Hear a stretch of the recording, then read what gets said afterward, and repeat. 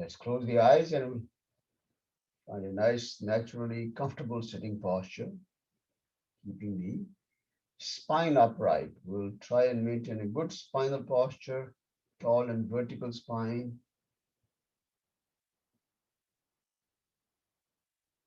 Just gently pull the neck up, tailbone down, head, neck, trunk, all in alignment.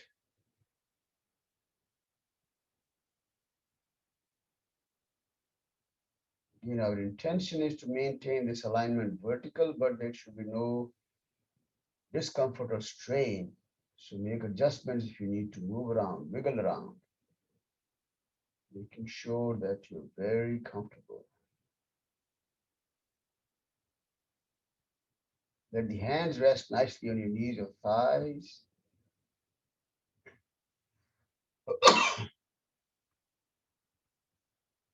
Shoulders hanging loose, very relaxed arms and shoulders.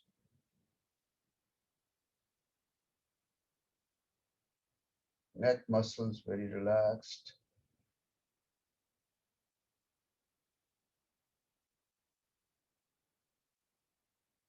Soften the facial muscles.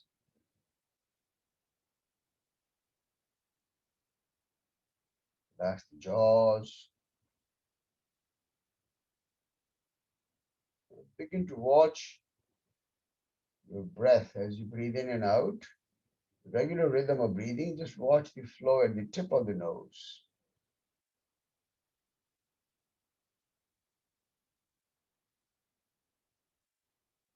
No change in your natural rhythm of breathing.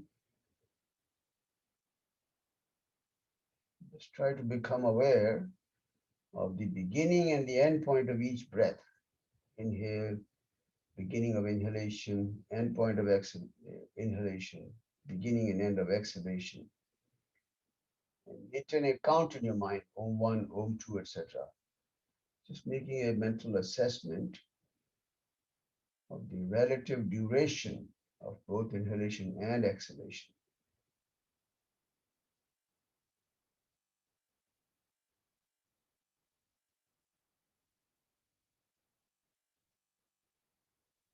And also see if you can feel the transition between the two, inhale and exhale, exhale to inhale. See if you can feel is the transition completely continuous, one naturally flowing into the other, or you perceive any kind of a gap between the two. Again, just pure awareness, pure assessment, no judgment, no analysis. Simply becoming more aware of the breath.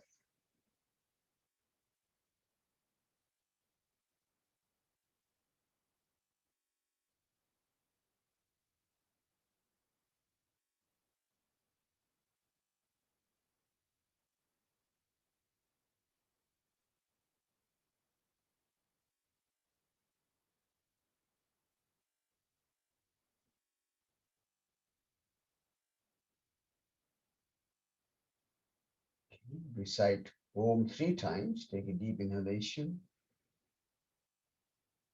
Om.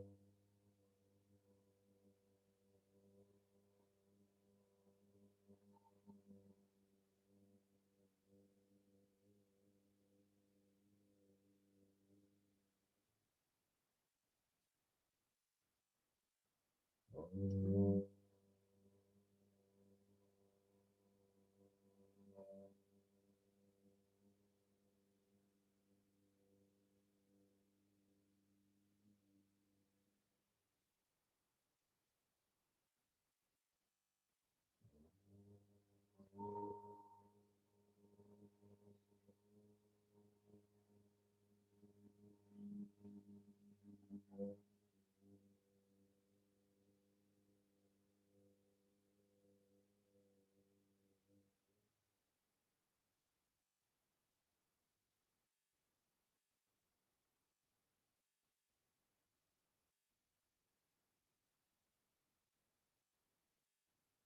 You can open the eyes softly now.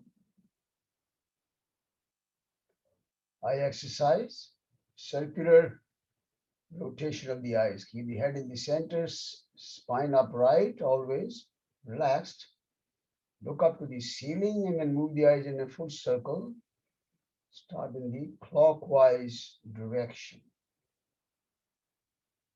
Smooth movement of the eyes, continuous and smooth, without moving the head. Exercise the muscle of the eyes. We're trying to create a large circle, kind of stretching the eyes in every direction as you make this full 360-degree rotation.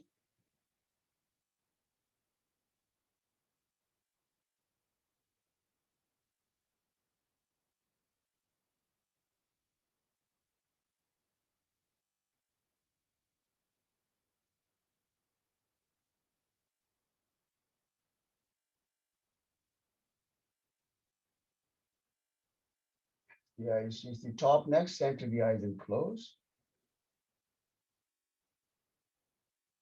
Relax for a moment. Open the eyes, look up, other direction now, counterclockwise, full circle.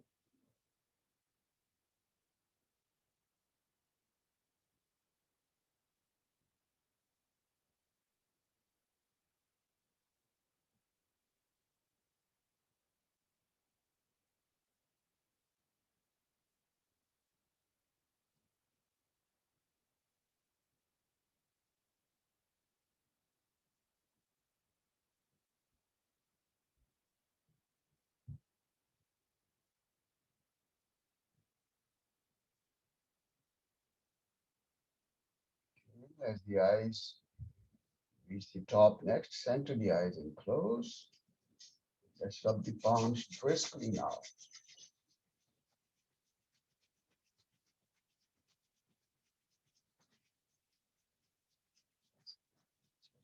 Make a cup over the eyes with the palms.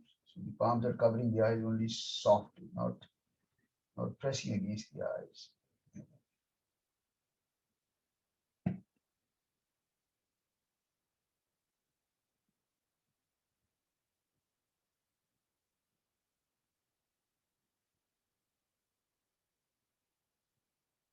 And just gently rub the eyelids and the eyebrows.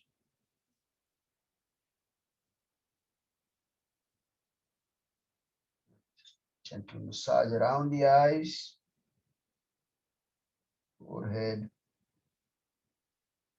sides,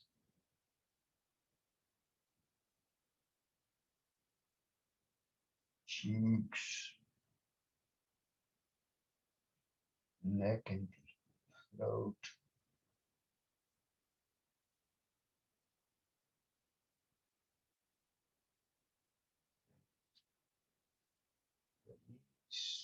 Relax softly. Open the eyes. Namaste, everyone. Welcome. Welcome to day number 21. This journey together. Journey to where? What's the destination of this journey? Or what's the goal of this journey? Hmm? Practice yoga. Practice yoga. Make a habit of yoga. Make a habit of yoga. So I'm inviting thoughts here, everyone. What is when we say journey, what's the journey about for you? Everyone has a different goal for the journey, but I would like to hear where we are headed. Please speak up, unmute and speak up. To quiet the mind. Journey to quiet the mind, okay? Journey. Journey about. To become more balanced. Become more balanced, yes, yeah. For me, it's definitely help deal with everyday pressures. I don't know whether that's the goal. And by the way, this is Anu here, but the last 21 days had been extraordinarily busy at work and personally too. But I do believe being here, spending 1 hour because I've always run off early, has made a huge difference in how I deal with that day. So I do believe it does something to the mind. Good. Anybody else? What's the journey about?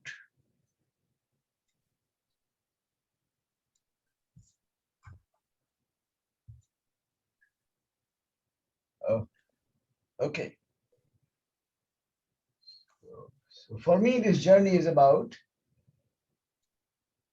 self-exploration, exploring the mind, exploring the inner universe. You journey to the outside world, you journey to the moon, journey to the Mars. That's to explore the outside universe. But we also know that there's a very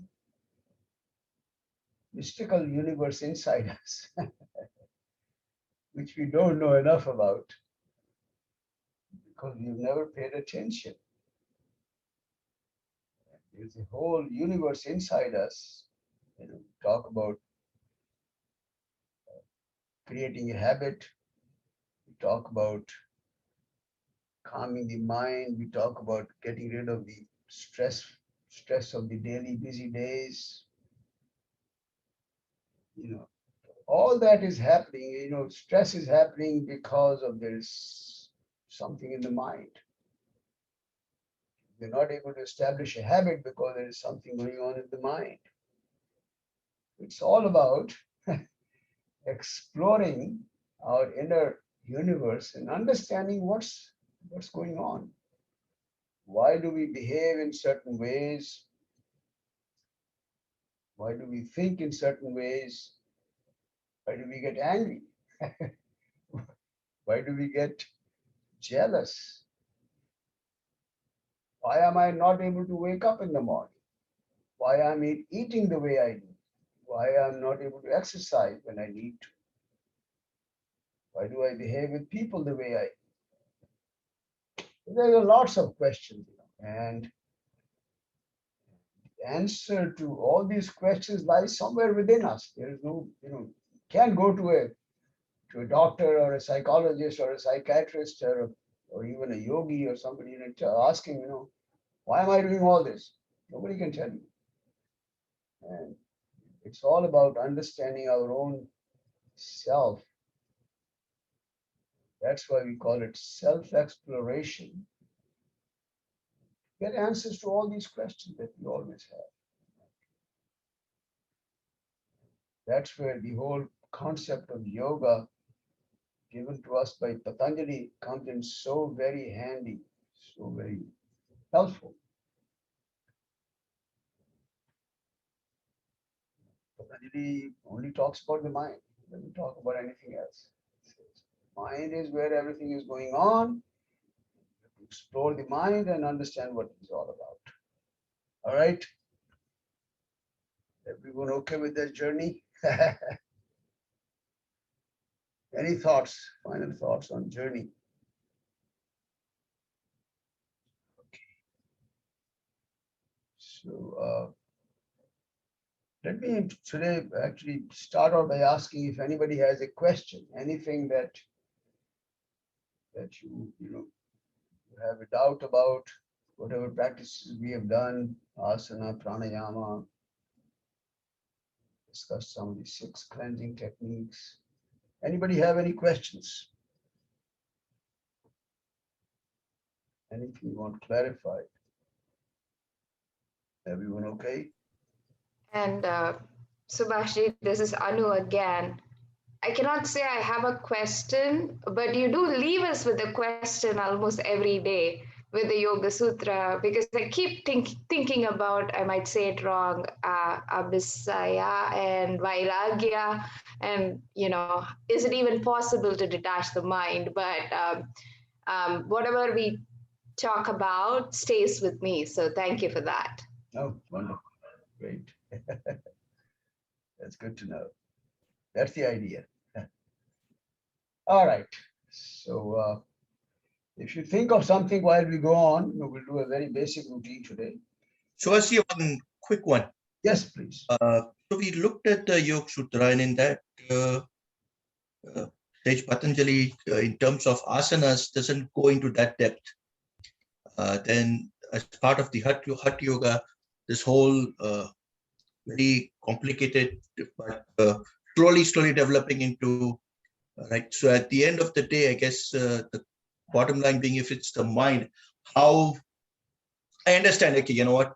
More flexibility, knowing yourself, that all involves. But in your experience, how much should one? You practice your asanas every day, but how much should you uh, explore on that front, trying to make your body more Well, resist? what they say is right. The first thing is that the body has to be healthy enough. If the body is sick, you cannot meditate. The purpose of yoga is to meditate. Yep. Let's keep that in mind. The only purpose of yoga is to help us meditate. And when you sit for Patanjali did not talk about any of these complicated asanas at all. All he said was sit down comfortably, pranayama and meditation. That's all he said, right? Sthiram, sukham, asanam. And then he says pranayama, pratyahara, meditation. That's all he said. Now, obviously, people started following his guidelines and realized that if they sit for meditation, for about 10 minutes, and their body is not ready for it, they begin to feel that pain in the knees, in the hips, in the shoulders. They have to move around like this, maybe stretch the legs and then move around like this. And that's what is happening. So this is where this whole concept of Hatha Yoga evolved, because people realize that they have to really make the body strong, free of disease, and clean inside and out. That's why these sex cleansing techniques came about. In fact, in one of the older texts, it says cleansing techniques is the only reason why we do yoga. That's it. They said even asana is not necessary. Let's do these cleansing practices. But the whole idea is to develop a not just the physical body, but the mental attitude that will help you stay more focused and calmer in our meditation. And you can sit for a long time, because that's kind of the guideline. You have to sit for a long time and stay uh, in that uh, state of meditation, which will eventually help you calm the mind. So mind has to be purified. So that's why we do all these pranayama practices. Pranayama also helps us clean the mind. It helps us with the mind and it helps us detoxify the body. How much you should do, it's very individual. I know a few people who don't do much of an asana at all. They may do some basic stretching for 15-20 minutes, and they sit for an hour for meditation. They feel wonderful. Just go ahead and do it. Just go for it. Okay. So it's very individual, Ashish. I hope I've answered your question, but Yes. No, I was just, somebody who has practiced it, listening from him rather than reading something on Google and trying to figure it out on my own, certainly helps, right? very good. Thank you. Okay. Very nice. Okay. Keep asking questions.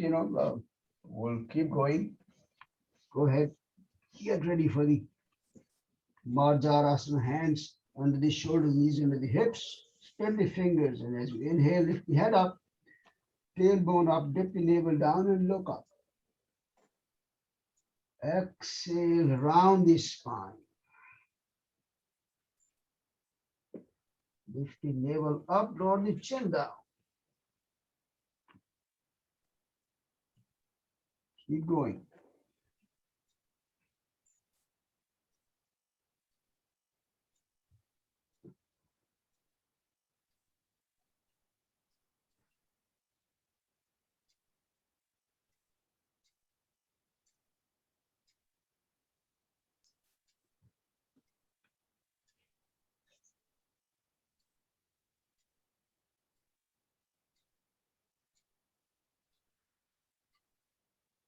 Finish the next round. Take your time. Final exhalation. Spine back to the neutral position. Sit back up on the heels. Vajrasana. Do Kapalabhati.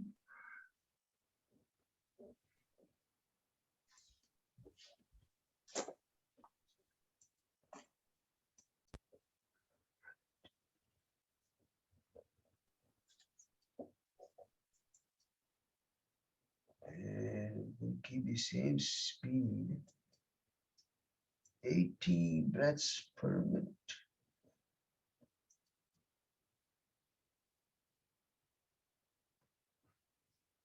All right, let's go.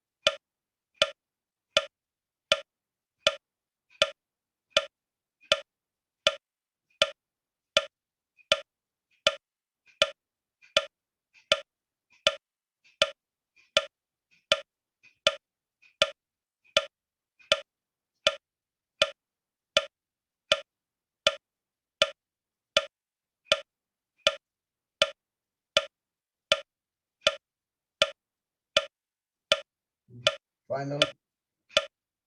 This now. Inhale and completely forcefully exhale. Apply the bandhas while you are able to hold the breath in Kumbhaka.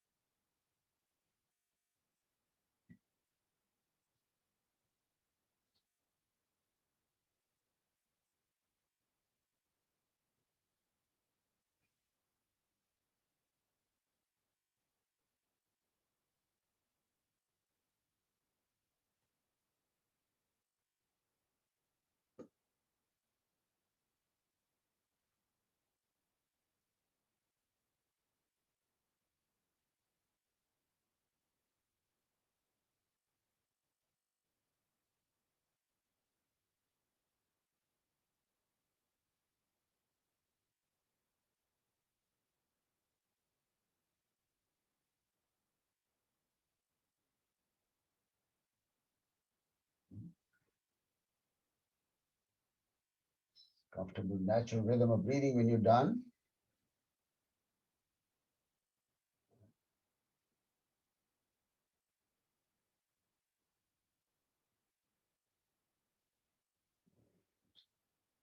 The other thing we can talk about is if there is any, we have been doing several different types of asanas, different variations, and we've been focusing on different parts of the body that engages us in doing different asanas. But I'm sure some of you who've been practicing earlier also, are you, if there is an asana that we haven't done and you would like to try that or demonstrate it, let me know, okay?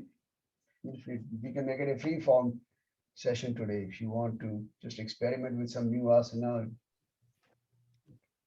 Subhashri, I hope I'm not asking for something super tough, but when I read through your notes, you mentioned the fish pose. Um, what is it, or That's is it what something? no, that's what we do right after the Sarvangasana. That's the fish pose, Matsyasana. So when we finish Sarvangasana, And Okay. then we get into this pose, right? Every time we did that. That's the fish. Right. Oh, got it. Yes, I remember now. I just didn't know the name. Okay, perfect. Thank you. Yeah. Okay. Any other? Anybody else have any other asana in mind which you would like to try that we haven't done? Otherwise, let's get ready. Let's do some Surya Namaskar. Very basic stuff today. Come up. Standing position. And we'll do 3 rounds of Surya Namaskara with the recitation of the mantras. So let me bring up my mantra file. Give me a second. You want to try balancing? Yeah. Subhashi, I don't know the name, but what is that pose? What's that? She wants to try the balancing pose. Like this. I don't know what's the name, but I've never got balancing pose. Balancing pose? Like this, and then you try to touch your Seated or standing? standing. I've seen that people doing like this and touch. You can try that. What is that called? It's just a leg stretch, basically, balancing on one leg. Oh, There's no name for it. I think Bikram yoga had that. Hot yoga had that. I have never been able to do that. It's hard. It's, They do this and then. all right. We'll do 3 rounds with the mantras. Round number 1. ॐ मित्राय नमः Inhale. ॐ रवये नमः Exhale. ॐ सूर्याय नमः Inhale. ॐ भानवे नमः Exhale. ॐ खगाय नमः Inhale and exhale. ॐ पूष्णे नमः Inhale. ॐ हिरण्यगर्भाय नमः Exhale. ॐ मरीचये नमः Inhale. ॐ आदित्याय नमः Exhale. ॐ सवित्रे नमः Inhale. ॐ अर्काय नमः Exhale. ॐ भास्कराय नमः ॐ श्री सवित्र सूर्य नारायणाय नमः And release the hands down. Round number 2. ॐ मित्राय नमः ॐ रवये नमः ॐ सूर्याय नमः ॐ भानवे नमः ॐ खगाय नमः ॐ पूष्णे नमः ॐ हिरण्यगर्भाय नमः ॐ मरीचये नमः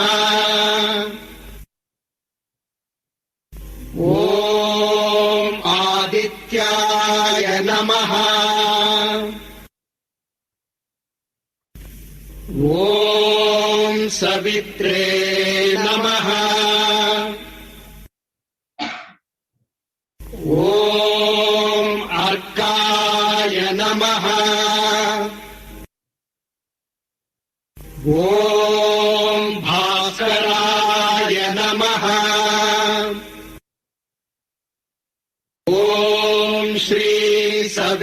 सवित्रसूर्यनारायणाय नमः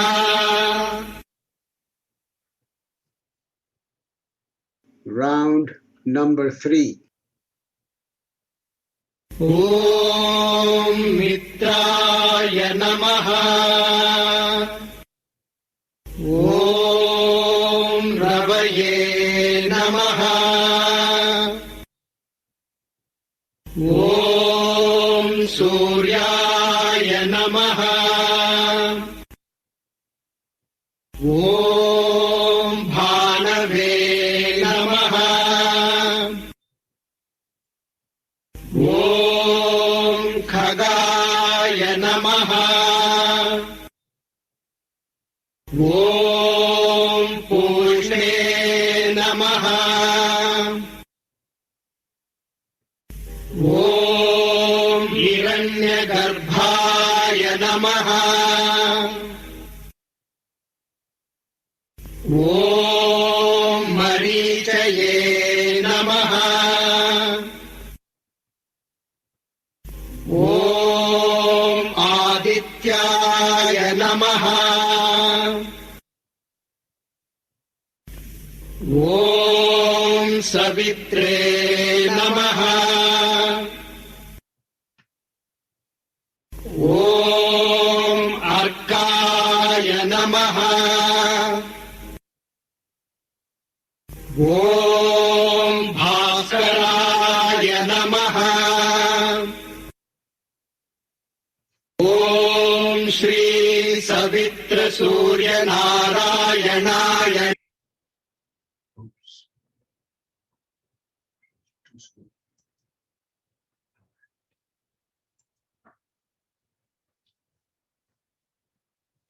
Let's do one more cycle. Feet together. Exhale, palms together. Inhale, arms in front, raise them up.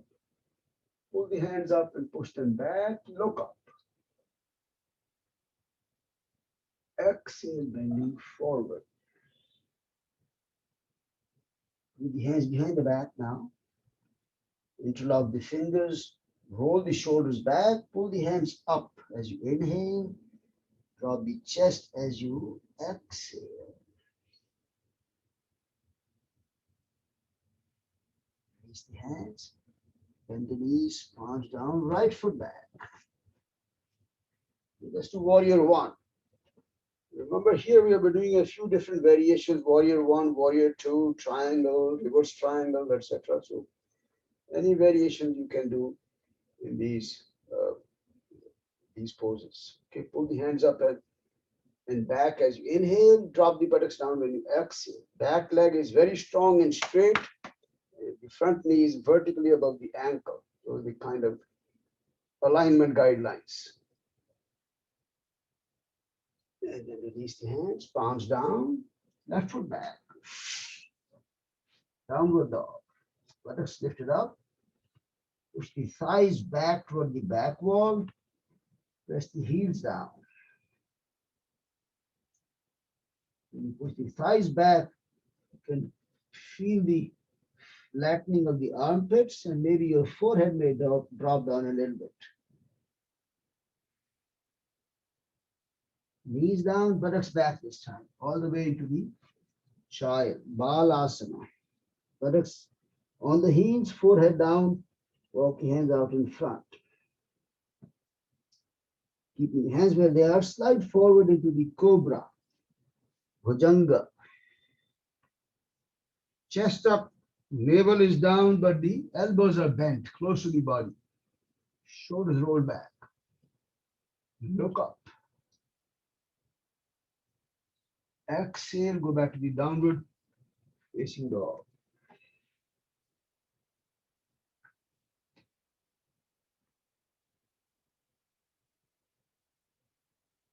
Roll the shoulders forward to get into the upward facing dog. Shoulders vertically above the hands, toes pointing back, lift the knees up. As you lift the knees up, press the buttocks down and forward, chest up. Roll the shoulders back. Go back to the downward facing dog.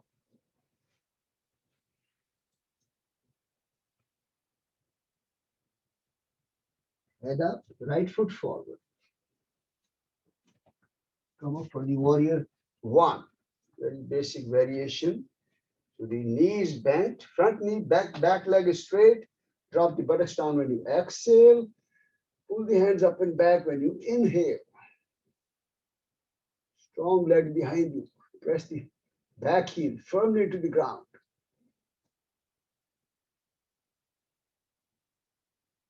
Slowly release, palms down. Left foot forward. Strengthen the knees and then try to drop the chest down.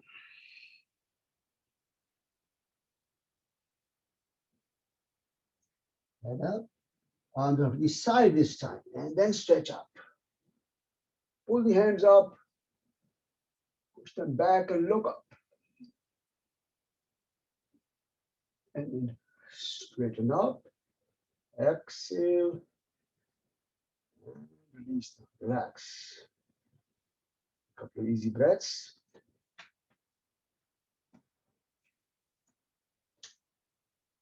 All right, Tanvi is suggesting something for the balancing pose. Let's give it a try. I've seen that and I was never able to achieve. All right, so we'll go to depend on Manasa for all the balances because she's our balancing expert. You know, if you go to my YouTube channel, okay, you will notice that all the balancing sequences I've requested Manasa to show them. Okay, so on the YouTube channel, she has done all the balancing poses. I'm not very good with balances myself. Okay, so we'll request her to try Can you do that. this? No. Okay. So it has been toughest for me so far. So, Like- okay, give it a try. All right. She's saying this and then. Yeah, this is done in the, yeah, and then you try to. It's a difficult one. It's a difficult one. What is it called? I don't know. Okay, I don't know. I So don't know. anyway, Is there a trick we're using the support? Yeah, you can use the support. you can use the support and try it better. Yeah, give it a try. Use the support, the hand, and then see if you can drop the chest. That's the idea, right? Is that what you're trying to do? Yeah. Okay, that's beautiful. Yeah. Give it a try. Everyone try it out. Lift the leg up and drop the chest down. Bring the knee or the chest close to the thigh. Just like a forward bending stretch. You are powerful, Manasa.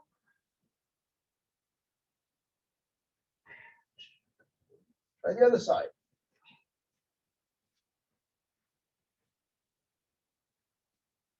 Leg straight and then see if you can drop the chest down. Use wall for support.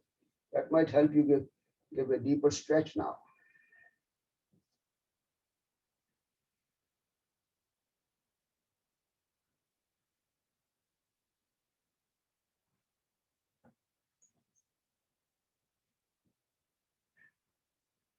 And relax. Actually, one more stretch that Manasa can show us is the standing version of the Marichasana. You can give it a try. I tried today. It's been a long time I've done certain poses. This standing version of the Marichasana. Give it a try. She does a very nice job of this. Okay, very beautiful. Okay, everyone try it.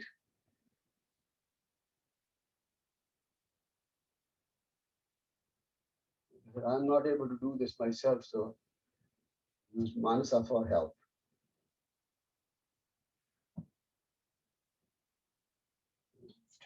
Come down slowly. Got a lot of focus, mental concentration. Try the other side.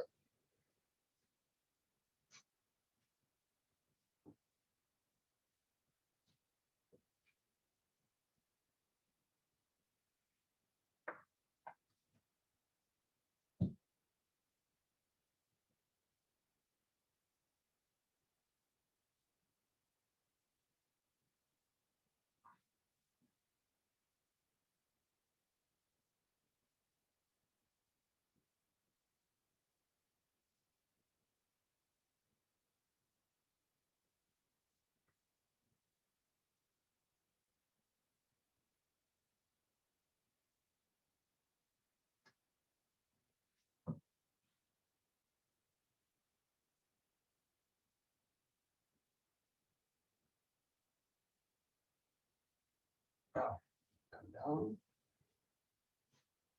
It's all Manasa's inspiration I've been able to do today. First time. Okay. All right, lie down on your abdomen, face down. Balancing is weakest. Hmm? Balancing mine is hardest. Balancing poses are difficult, yes. To True. focus on core and the mind. Yep. Just relax for a moment.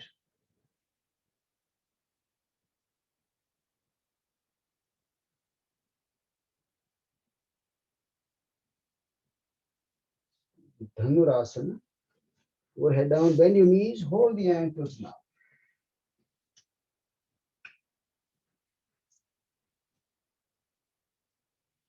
Lift the head up, chest up. Roll the shoulders back. Push the feet back into the hands, lift the knees up.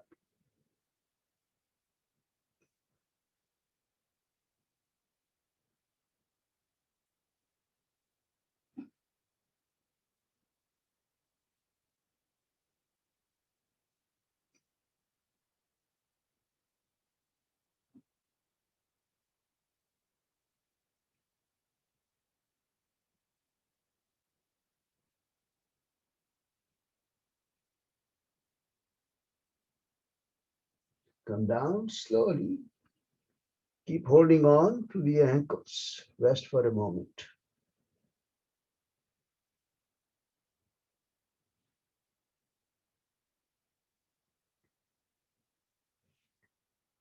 Second time, feet together, knees together, if comfortable, and then lift up.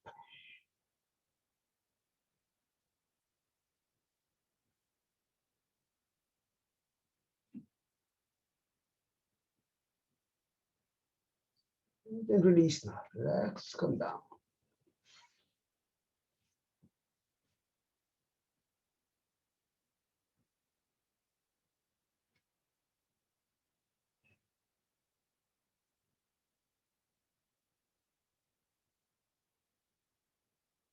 Slowly roll around to the back, on your back for a moment.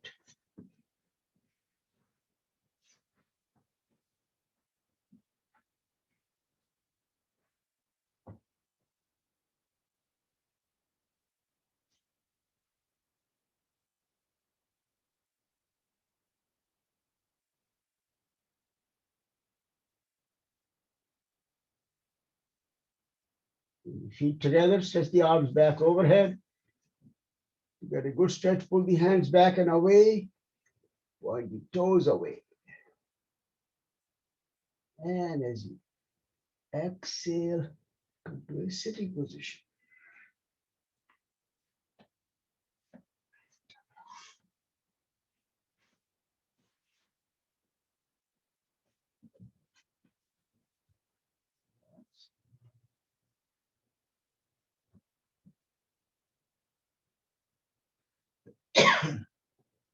Let's spend some time on the shoulder stand today because we haven't done that in a few days. Let's keep the legs straight. Paschimottanasana. Feet together, legs straight. Raise the arms up as you inhale, pull up. Exhale, bend forward now. And as you inhale to feel that elongation, pull the chin away from you. You can use the strap, that might be helpful. Yes. Yep. And then as you exhale, you may attempt to drop the chest down.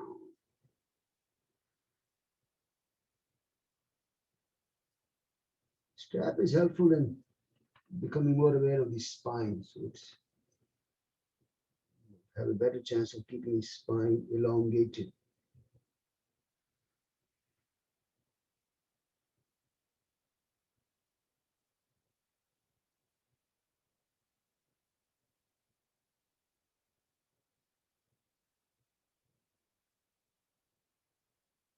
And as you inhale, raise the arms up. Exhale, release.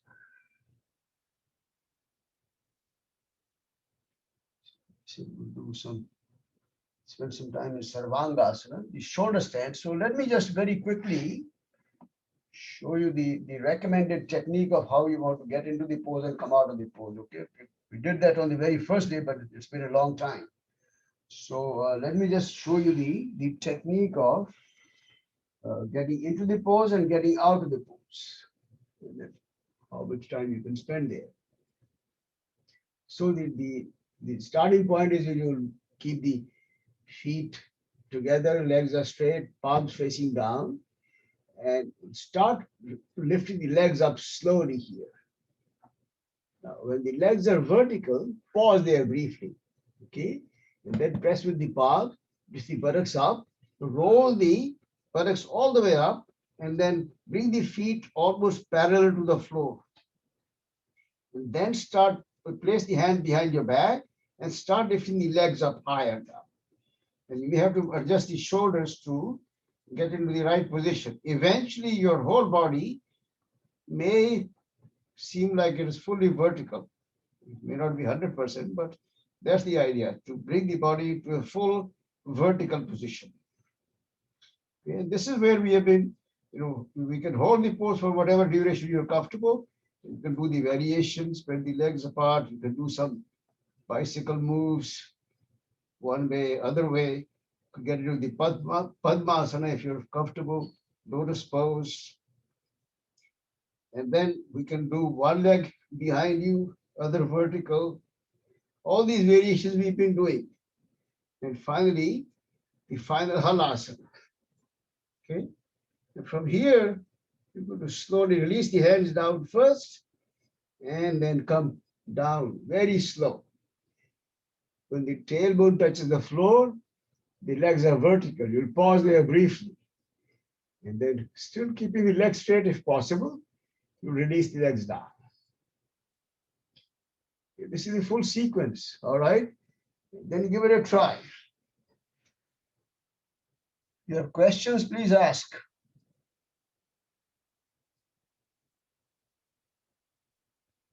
Stay there for a moment.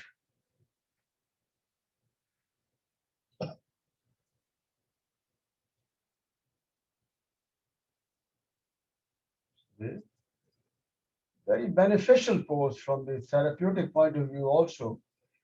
It has many, many benefits listed. Blood circulation improves, your heart improves because you're pumping blood against gravity. So the heart has to do a little harder work. It's more exercise, beautiful stretch for the heart. A lot of work on the thyroid and the parathyroid glands because the pressure with the chest against the chin massages all that area, thyroids, parathyroids. So a lot of their hormonal functions, they're getting improved, thyroid function getting improved. It's a very beautiful pose.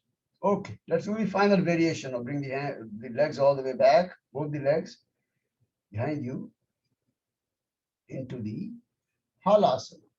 And if you're comfortable in the halasana, stay there for a few more moments. Plow pose.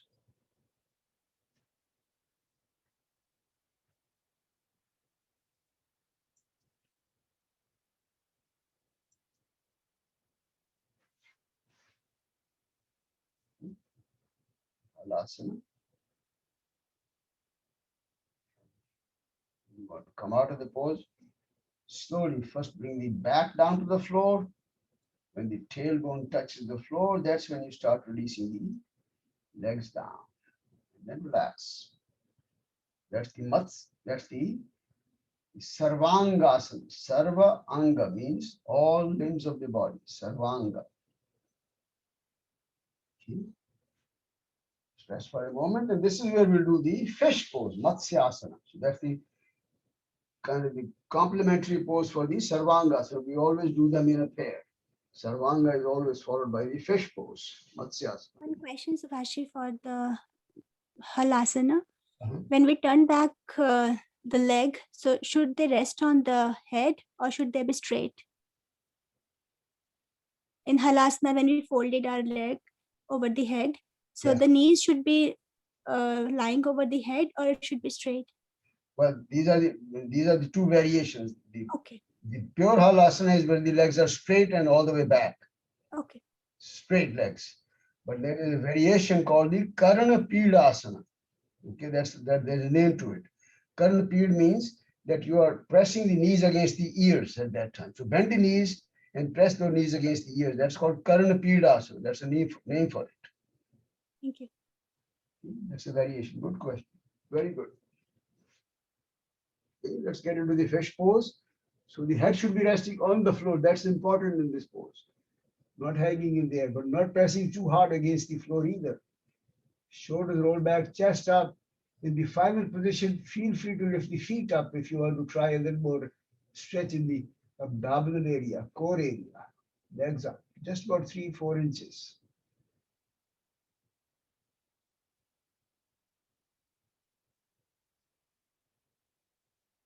To come out, bring the feet down, bring the arms out from under the buttocks. Come back and sit up on the elbows. Roll the chin down and release the back, head down, everything down. Relax down.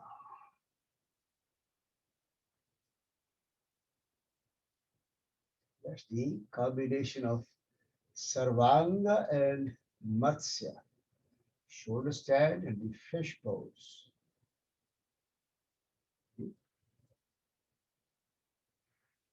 Let's do the reclining twist today. So we'll do the feet together, place the right foot, the sole of the right foot on the left knee. Right hand goes into a T. Use the hand, left hand to guide the knee to the floor on the left side.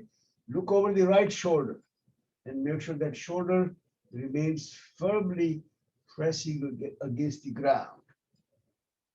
Right shoulder should be on the ground.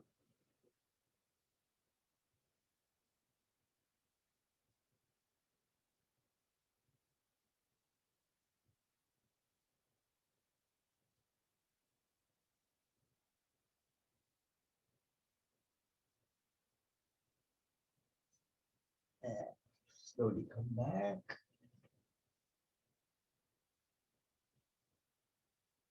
Let's do the other side. This time the left foot, the sole of the foot on the knee, sole.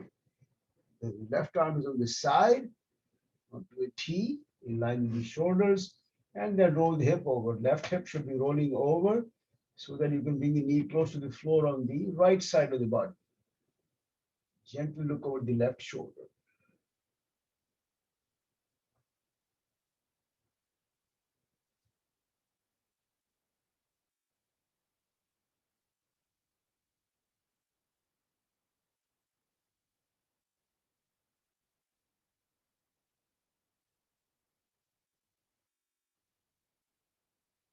And slowly come back up.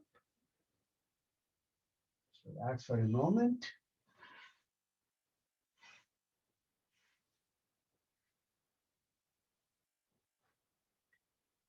Bend the knees, wrap the arms around the knees, hugging the knees into the chest. Keep the head down, keep the tailbone down, and then roll the body side to side.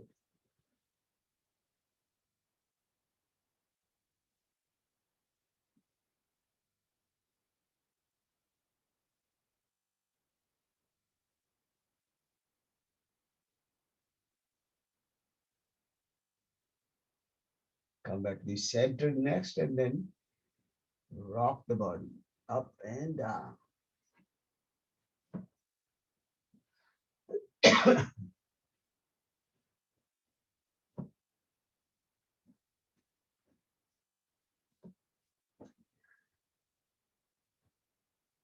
And up to a sitting position.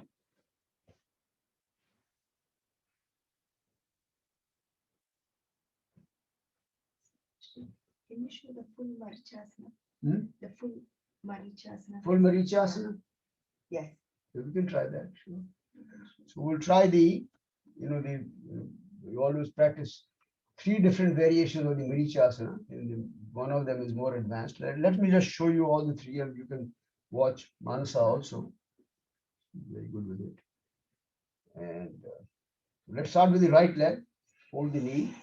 bring the heel all the way back against the groin area. That's the variation that we have tried all the time, right? So we're going to bend forward, arm on the inside, palm facing out, grab the hands behind your back, okay? If that doesn't work, use a strap. If you're not able to hold the hands, use a strap, but keep the spine up. Roll the shoulder back, and this is the basic variation of the Marichasana. Hands behind the back. If you're not able to hold the hands, use a strap.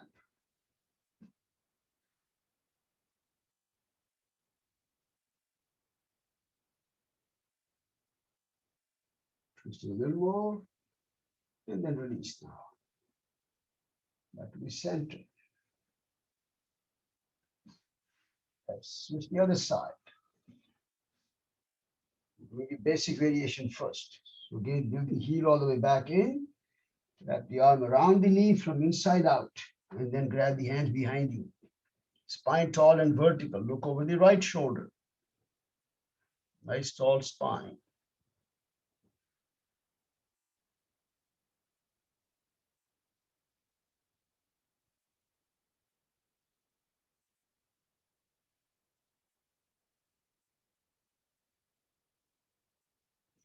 Twist a little more and then release. Come back.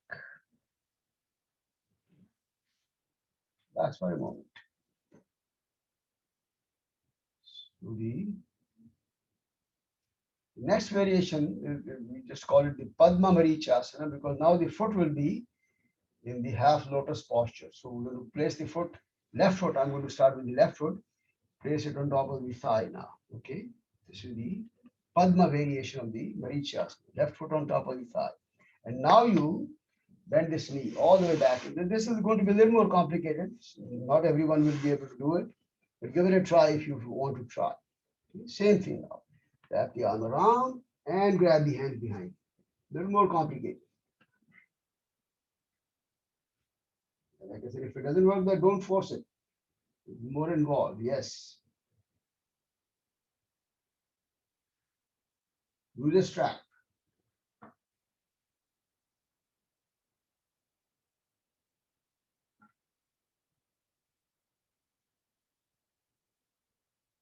And come back. Slowly release.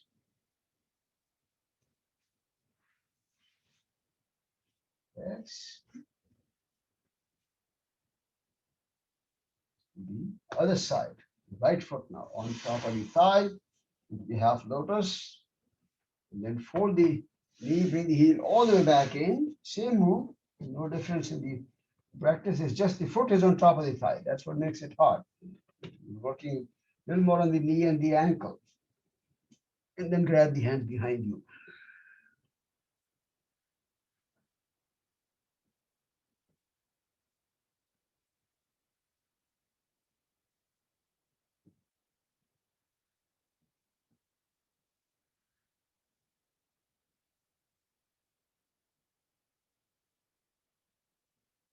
Let's release, come back.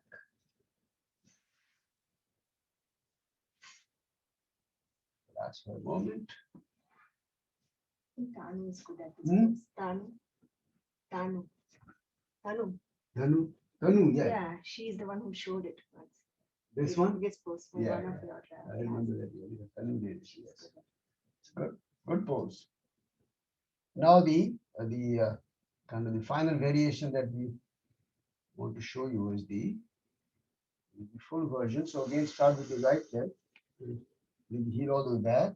So normally what we have been doing is bring the right hand on the inside, right? In this one, you're going to bring the left arm on the outside of the knee now. Left arm on the outside. So it will come out like this. So you have to bring the knee all the way back in and then wrap the arm from outside in, not from the inside out. Outside in, all the way, and then wrap the arm behind and grab the two hands behind your back now. This is much more complicated now. Okay. So the arm is going from outside. Okay, wrap the arm around and then grab the hands behind you. This is the full Marichasana.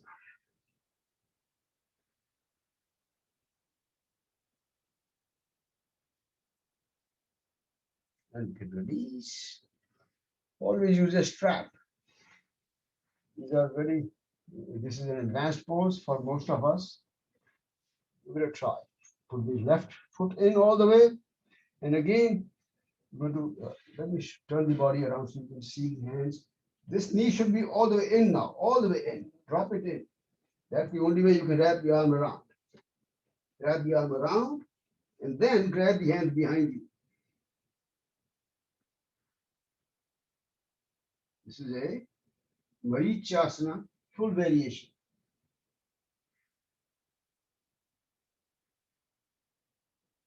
Spine is still tall and vertical.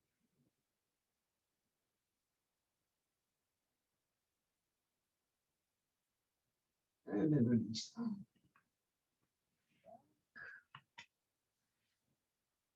And relax now for a moment.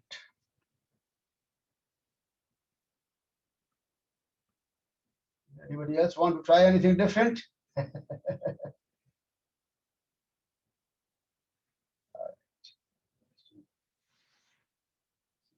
Position comfortable. I could not turn. Actually, my hands curl around the knee. So I just touched near the shin part below the knee and I tried to turn myself. Well, that, like do the best you can, but strap will help you. If you use a strap, that will at least give you a good movement, good twisting movement. Okay, good. Just try these things slowly. They all take practice, right? Nothing will come in a very quick time. So practice is key. Okay, keep the spine upright, tall, relaxed, for a brief moment of reflection, always reflecting back, physical level, physiological, breath level, mind level. Keep the hands behind the back, softly hold the right wrist, and as you exhale, bend over.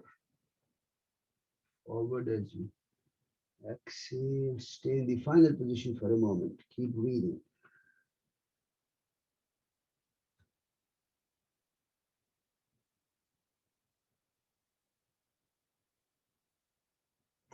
Slowly as you inhale, come back up. Release.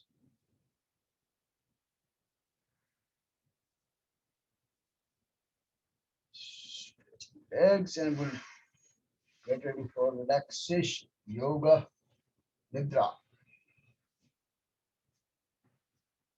Lie down first and then come up into a half boat. Head up, feet up only if it's comfortable. Optional. And as you've done, all these days, try this. This is a great pose for building a lot of good core strength. Keep the legs straight, feet together, toes pointing away, arms are straight. Spread the fingers wide and tight. Fists, tight fists with the hands. Keep the fists very tight. Open the mouth. Extend the tongue out, curl it down toward the chin. This should help you tighten all the facial and the neck muscles. Eyes open. Keeping the fists tight, pull the hands and shoulders away from you. Buttocks tight. Thighs, knees, kneecaps, calf muscles, ankles. Point the toes away. Again, a final squeeze now by engaging every single muscle in the body. Every muscle in a real tight squeeze. And let go.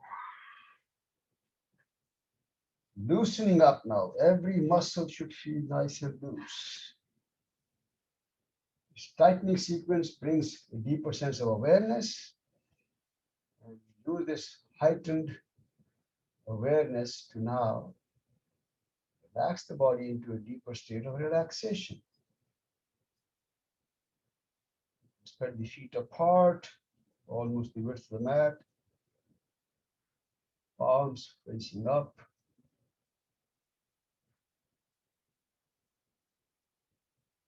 Head in the center, eyes closed.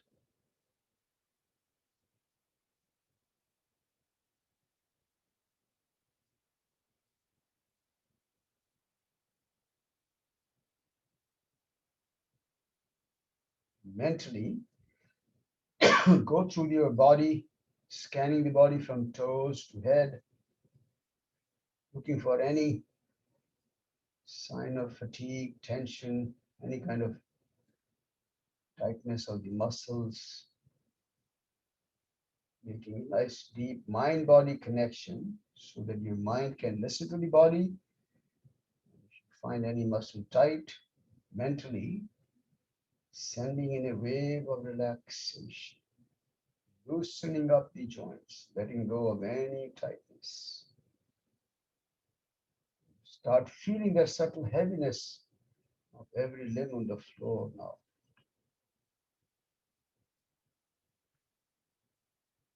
Whole body is a little heavy.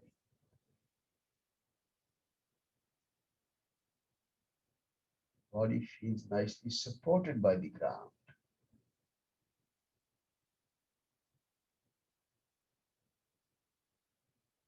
Just becoming aware of all the points of contact between the body and the floor. Allow the body to gently sink into the floor. A deep state of relaxation. The body relaxed now. We want to relax the mind as well as the body. So we set the intention that if any thoughts come up in the mind, we pay no attention to the thoughts. We'll observe the thoughts, but pay no attention in the sense that we will not get carried away with them.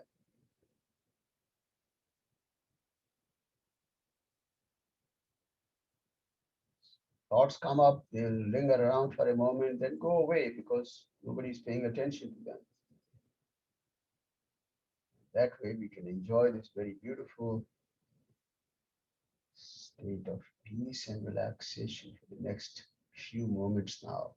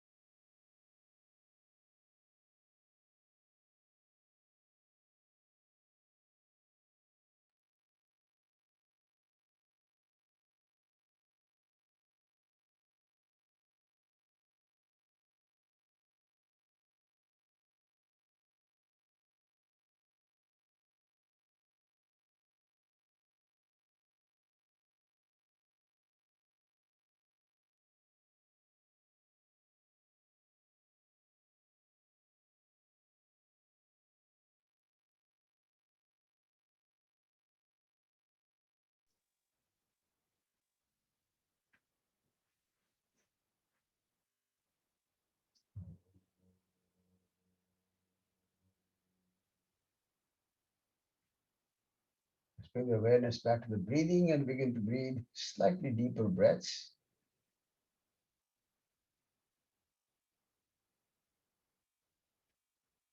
Gradually begin to stretch the fingers, curl the toes, stretch the hands, feet, arms and legs. And stretch the arms back overhead. Give yourself a nice stretch by pulling the hands back, pointing the toes away. Slowly roll to one side now for a brief moment.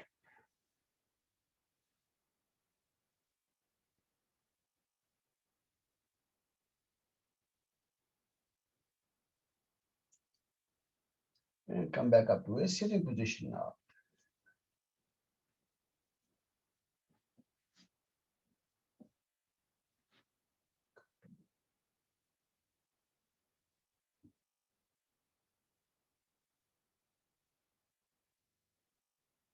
Okay, let's do some couple of these pranayama techniques now. Pranayama. Let's start with Kapalabhati. One more time. And same speed, 80 breaths per minute. Okay. Apply the bandhas when you're done with the sequence. All right.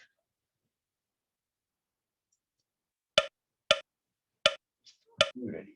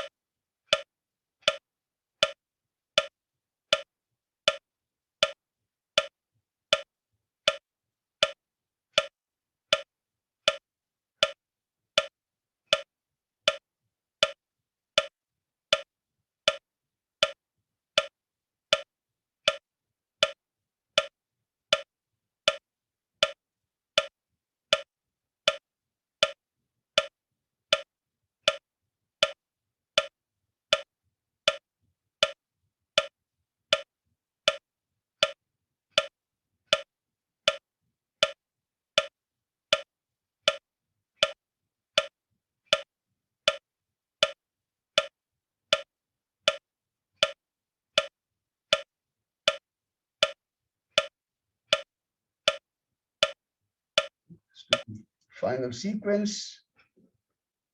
Inhale and then completely exhale all the air. Apply the bandhas where you're able to hold the breath.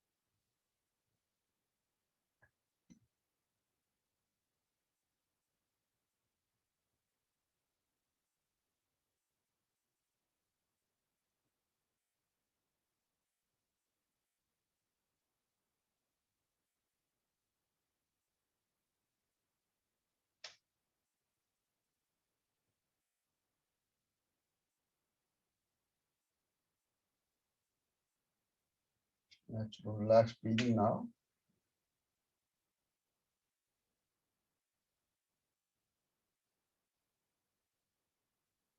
One round of Bhastrika now. So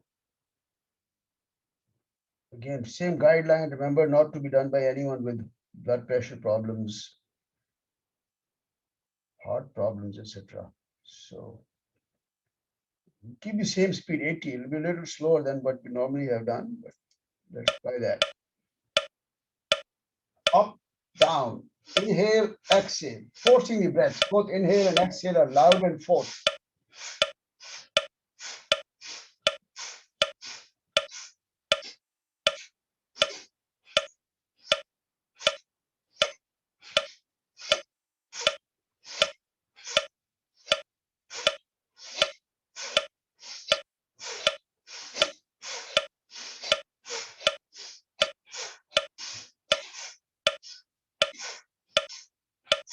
Keep going, few more breaths.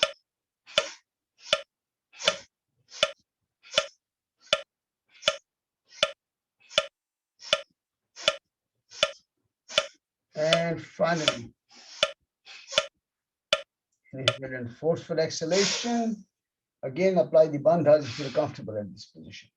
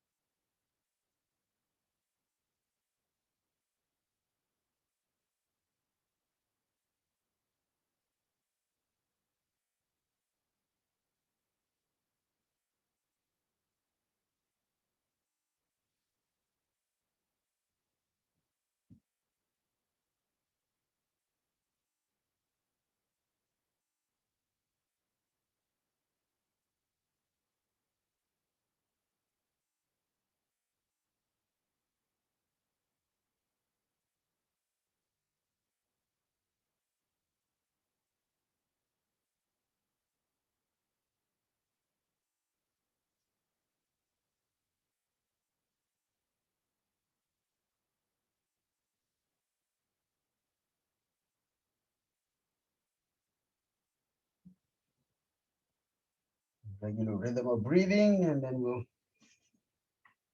sit comfortable in the position. The Nadi Shuddhi practice, alternate nostril breathing. As I mentioned, you remember we can do the bandhas at the end of inhalation for the Nadi Shuddhi practice. Okay, so let me just quickly demonstrate. When you inhale, so first we'll exhale, that's just the starting position. Inhale, at the end of inhalation, use the thumb and the ring finger to close both sides. Okay, so you're closing both sides, so you're not able to breathe at that point. Lower the chin down into the Jalandhar Bandha, squeeze the perineum into the Mula Bandha. Okay, and hold the breath for whatever duration you're comfortable with. When you want to exhale, release the two locks, exhale from the opposite side, inhale from the same side. At the end of inhalation, again apply the two bandhas by holding the two sides. All right, try a few rounds. Remember, 1:2 ratio is still our main guideline. So if you hold the breath too long, you might not be able to maintain that ratio, 1:2. So only hold the breath for as long as it's comfortable without compromising that 1:2 ratio.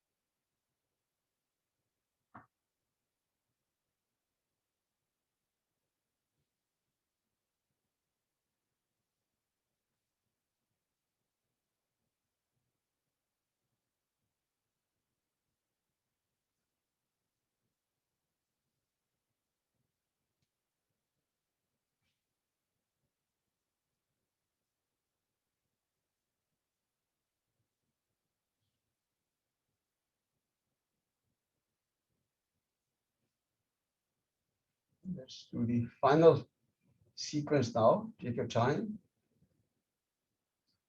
Finish the full sequence, which will be the final acceleration should be from the left side.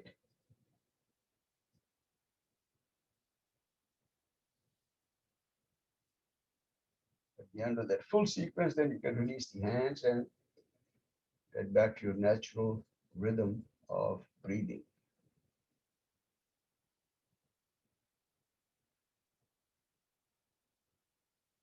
Okay.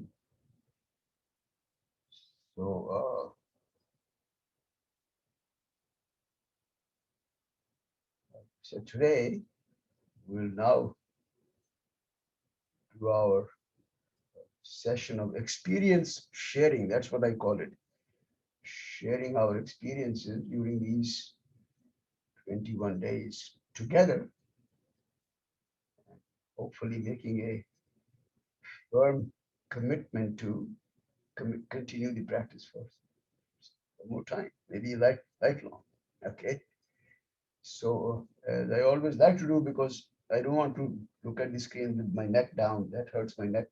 So I'm going to transition to a table quickly. So give me 2 minutes. Sit on a chair and then reassemble in just about 2 minutes. Okay.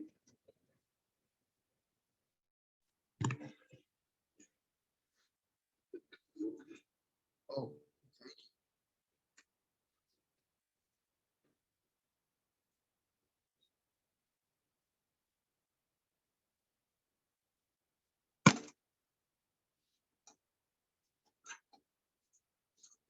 So, Balaji, when we sit in the lotus pose, are our knees required to hit the ground, the floor?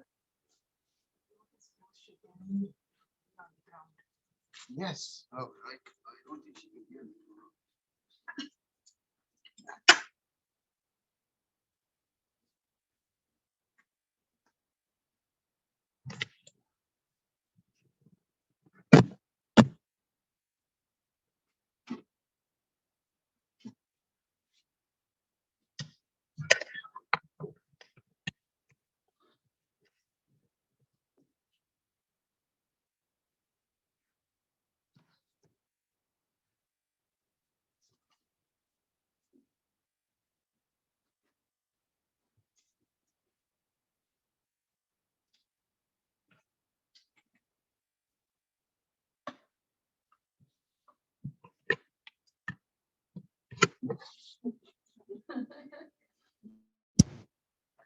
What's that? No, I was adjusting that.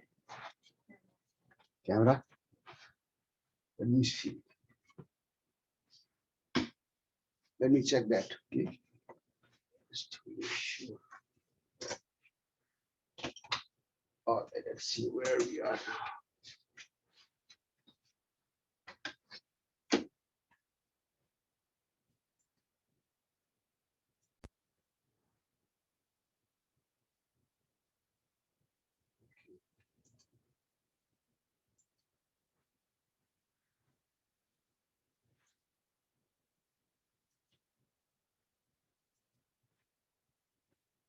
All right.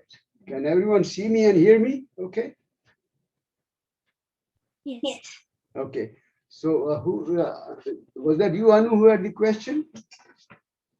It's me, Neetu. I was asking, like, when we sit in the lotus pose, that's Padmasana. Is that right? Yeah. Yeah. So the knees are supposed to hit the floor, Yes. or It should be on, not hit the floor. It should be comfortably resting on the floor. Yeah. resting on the floor. Oh, Now, if that doesn't happen, there are a couple of different options you can use. You can put a pair of cushions under your knees. Okay, you can sit on a cushion yourself, and then put something under you. You can fold a little towel or blanket or something under the knees, so they'll be resting on something, not lifted up, not lifted up. Okay. All right. So you guys want to stick around here, or you want to go on your own? Yeah, I can go on my phone. Phone. Yeah. Okay. Actually, can you send me the link? Oh, because I don't. All right. So Subhashji, this is yes, Viren. yes, Viren. In a Padmasana, sometime you put the cushion under the knee, but sometime you put the cushion under your where you sit, like under your butt, and then it will help you put your knee on the touch the ground, right? Yes, yes. That's Yes. what I'm saying, that you can you sit on the cushion yourself, and if the knees are still not able to reach the ground, you can put a little cushion under your knees also. That'd be very helpful.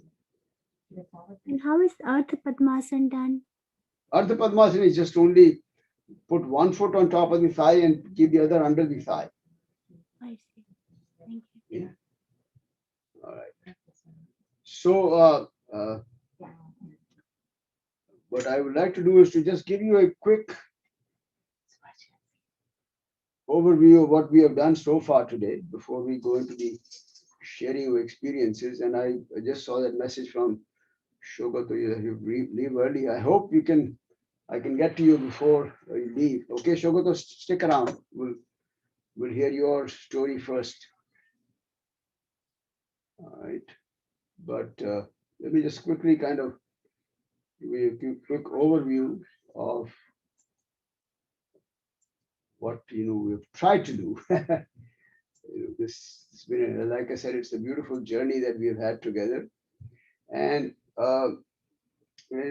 from my perspective, the reason that I do these programs is to kind of emphasize the value of the full program, which I call combination of asana, pranayama, meditation, relaxation, guidance on diet and nutrition, all that, and 6 cleansing practices and all that. So it's a full, you can say, a complement of the practices that I'd like to promote as a part of your yoga practice. And the reason I do that is because most people, when we talk about yoga, okay, the only thing that comes to their mind is the set of asanas, physical stretching. That's what they always think about when they talk about yoga. So that shift has to happen in your mind, that yoga should be equated with not just asana, but this entire sequence of the 8 limbs of yoga by Patanjali. All right, that's the goal. And so we go through these 21 days, doing a lot of variations, trying to engage every part of the body, trying to emphasize, the need for becoming more aware of what's happening in the body, etc. So all that is a part of this practice that we've done in the last 21 days. And of course, I'm hoping that you can all make a strong commitment now to continue the practice on your own for 21 days and hopefully ongoing after that. Now, just in terms of the practice, ongoing practice, there are few different options. Like I said, I have recorded these videos and then I put them on the Geneva platform. So you can always go and visit their platform and view these for your future practice. Okay, every day's practice is available. If you're not a member, you will have to join that platform, kind of register there, and then Ashish Bhateja, who is the kind of the person who is managing that platform, he will add you into the platform manually, so you can view those videos. All right. And of course, I have ongoing classes every week, which you are most welcome to join. I have classes on Monday, Tuesday, Wednesday. These are all evening classes, 6:30 to 8. I have a class on Saturday from 10:15 to 12. Okay, so those are the 4 weekly classes that go on every week throughout the year. And in some of those classes, if I'm not able to teach for some reason, I have a few other teachers who help me. They can take over the class. You almost never miss a class. That's the idea. And then I also have a set of videos, DVDs that you can buy. One DVD is on asana practice, which is about, I think, about 52 minutes, and then the other one is on the rest of the practices, relaxation, pranayama, meditation, etc. Okay, so Two DVDs are there. My YouTube channel should be a good resource for you. I have short segments on pretty much all the asanas that we do in the class. You're most welcome to go and visit that. That should be your resource. Okay, and then in terms of the continuing morning programs, I always do this after almost like a 3-week gap for the most part. And the next program that I plan to do is 3 weeks from now. And it's something very new that I'm trying to experiment. I'm going to call it Surya Namaskar Sadhana. Okay, so just the thought that came to my mind that we should practice Surya Namaskar every day. So the idea will be there to practice very few other asanas, just some very gentle stretching, maybe 1 or 2 asanas, but practice 12 rounds of Surya Namaskar every day.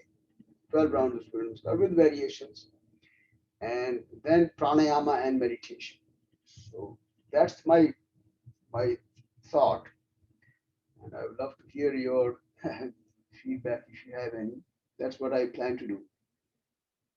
And that will only be a 10-day program, not more than that. Just a 10-day program, Surya Namaskar Sadhana. That's the next one. And of course, we'll go back to our pranayama intensive and meditation intensive like we've done in the past. Okay, so that's the approach for the next one. And for anybody who's interested in Yoga Sutra or understanding the philosophy, there are 2 options. One is that I offer a workshop every month, once a month, 3rd Saturday of the month, and you're welcome to join that. And the second is that I also have a study group, which we meet twice a month. That's 2nd and 4th Saturday. All right. So if you're interested in pursuing your understanding of the yoga philosophy, please get in touch with me. All right. Savashi? Yes. Yep. I have questions about the differences between this sutra workshop and the sutra study groups. So I wonder if the workshop is for the beginner like me, or what's the difference? Well, the difference is that in the workshop, I give a talk basically, and we go through one sutra at a time, sutra by sutra. Okay. So I'm talking about that, and of course we can discuss. So it's more like a talk. Okay. But in the study group, we read texts, commentaries by different authors, and we discuss. There's no talk there. There's no, it's not a one side. It's all discussion. Okay, that's the difference. Thank you. We read the text by somebody, some authors, and then we discuss. That's the study group. Okay, so let's move on to our experience sharing now. What I would like to do, of course, you want to start with your name first, just so that everyone knows your name, and then start with what kind of expectations you had before you started this program, and was the program, did it meet with your expectations? That's always, I'd like to know that. Anything that stands out in your mind, if you found any kind of benefits during this program itself, you can share those. Any changes that you might have observed in your own being, basically, you can share those. And then, anything that you think that can improve the quality of this program. I always want your feedback on how to improve these programs for ongoing, future students and all that. All right. So since Shogata said he has to leave, so Shogata, you want to go first, please? Are you still there? Sure. Yeah, I will. Thanks, everyone. Hi, this is Shugato Sen. I'm out in Charlotte. This is the second time I'm taking the 21-day meditation course.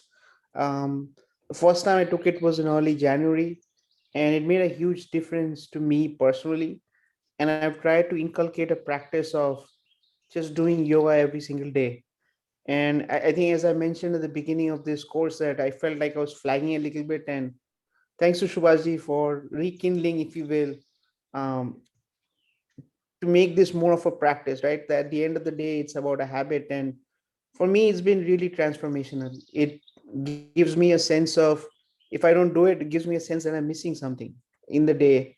I make it a habit, to try to make it a habit, and at the end of it, I feel quite a lot of energy and focus for the rest of my day.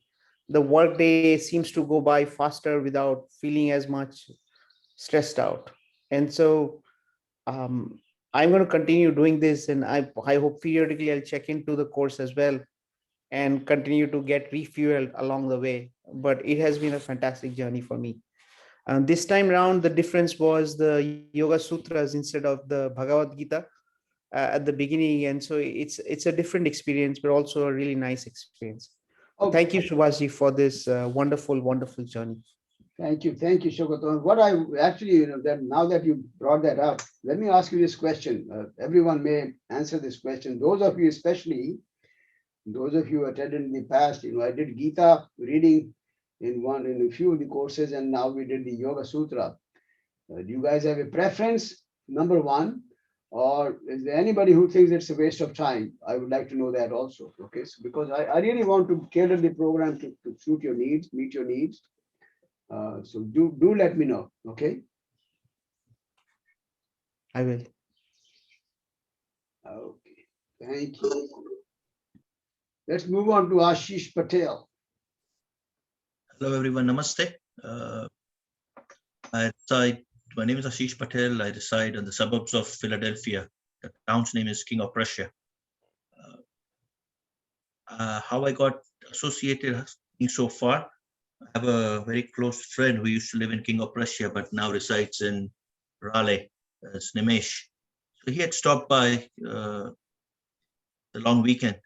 And we have always had good conversations when he was here, and then when he moved back to, and he said, you know what, hey, I know you do Surya Namaskar, and I know you try to practice, but you want to he got introduced to Subhashji sometime, and he was involved, and then he said, the 21-day course coming up, something he actually said, I would like you to enroll yourself into it. I said, you don't do it. Send me the link and I'll enroll on my own. Truly speaking of it, I like the approach, Subhashji. It's a holistic approach. It's and when you talked about it, I think theory, where all these aspects of practice come from, it really helps in understanding why we need to do it and what's the purpose behind it, right? And I do plan to. The good thing is it actually changed my day-to-day habits as well, right? My day-to-day practice was usually I'm a late night guy, right? Waking up early. But this 21-day practice has changed my routine in a very profound way, in the sense making it more healthy. And in fact, I tried to now talk with my kids getting into summer vacation. I said, you know what? Let's try to get that instead of sleeping till noon. Because I experienced it, I'm trying to practice that at home as well with the kids too. So it's really energetic. I think it really everything comes together. And I do intend. Thanks for the videos that you are sharing. It will be really helpful in continuing this practice for the next 21 days, and hopefully, like you said, it is inspiring. It is just now I just need to get into a rhythm, and then like as what you mentioned, once you are hungry about something, you're going to eat. Right? It's the same thing. Once you understand that a day without doing yoga, pranayama, and meditation, you are missing out something. It eventually becomes into your day-to-day practice without putting too much effort into it. And really appreciate it. Subhashji, one quick last one. I just wanted to ask. I know you did share a lot of stuff files, so I'll look into that. I'm sure Sage Patanjali did talk about something related. What is dharana? What is dhyana? And what is samadhi? So I'll look into it, but I think that would be a complete wrap up for me in the terms of what does he really mean? Like we went through all the various aspects. What is the yam? What are the niyams? What is asan? What is pranayam? What is pratyahar? I guess the last three steps, just the definitions would be a good closure to the sessions, I would think. Okay. Well, we don't have time for that now. Sounds good. No, that's fine. But that is something that you should, I would think, at least at the end, the last day. I know it is more in depth. It is something very personal. Yeah. But just what Sage Patanjali talks about on those three aspects might be, you know, a summary on that one would be a good. Okay, well, I will look and definitely add that. You know, I just ran out of time, basically. I had that in mind. Okay. Thank you. Thank you. Thank you, Ashish. Very nice of you. Very nice. Let's move on to Anu. Anu, next. Hi, everybody, again. Good morning. I always like telling stories. My son joined me like a week or 10 days ago, only for the very last part. And we did Paschimottananda and then Yoga Mudra. And he asked me, Amma, am I doing it right? Because your head is not touching the floor. And he did it both perfectly. And then I said, awesome, Shruday, that's very good job. And then he asked me, am I a contortionist? Because I'm so flexible.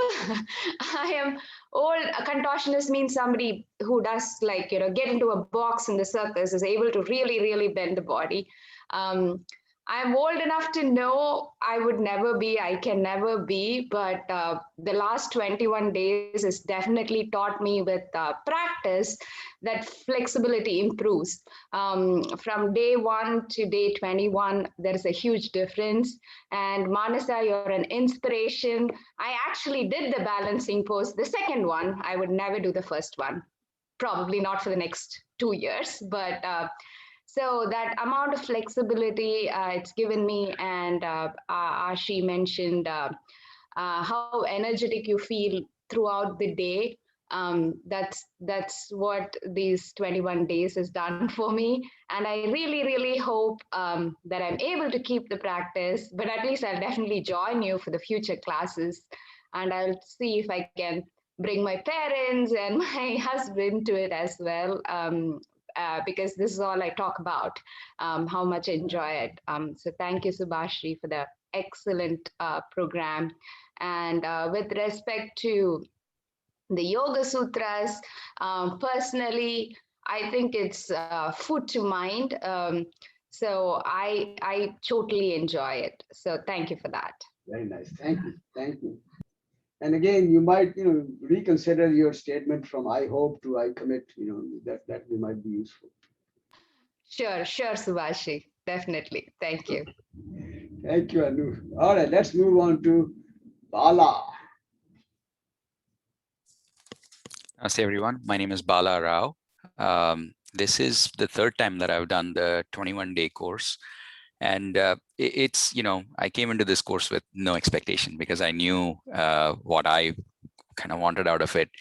You know, as my friend Shugoto mentioned earlier, it's been very nice for me. This is one of the silver linings of the pandemic for me, for you know, establishing my own practice.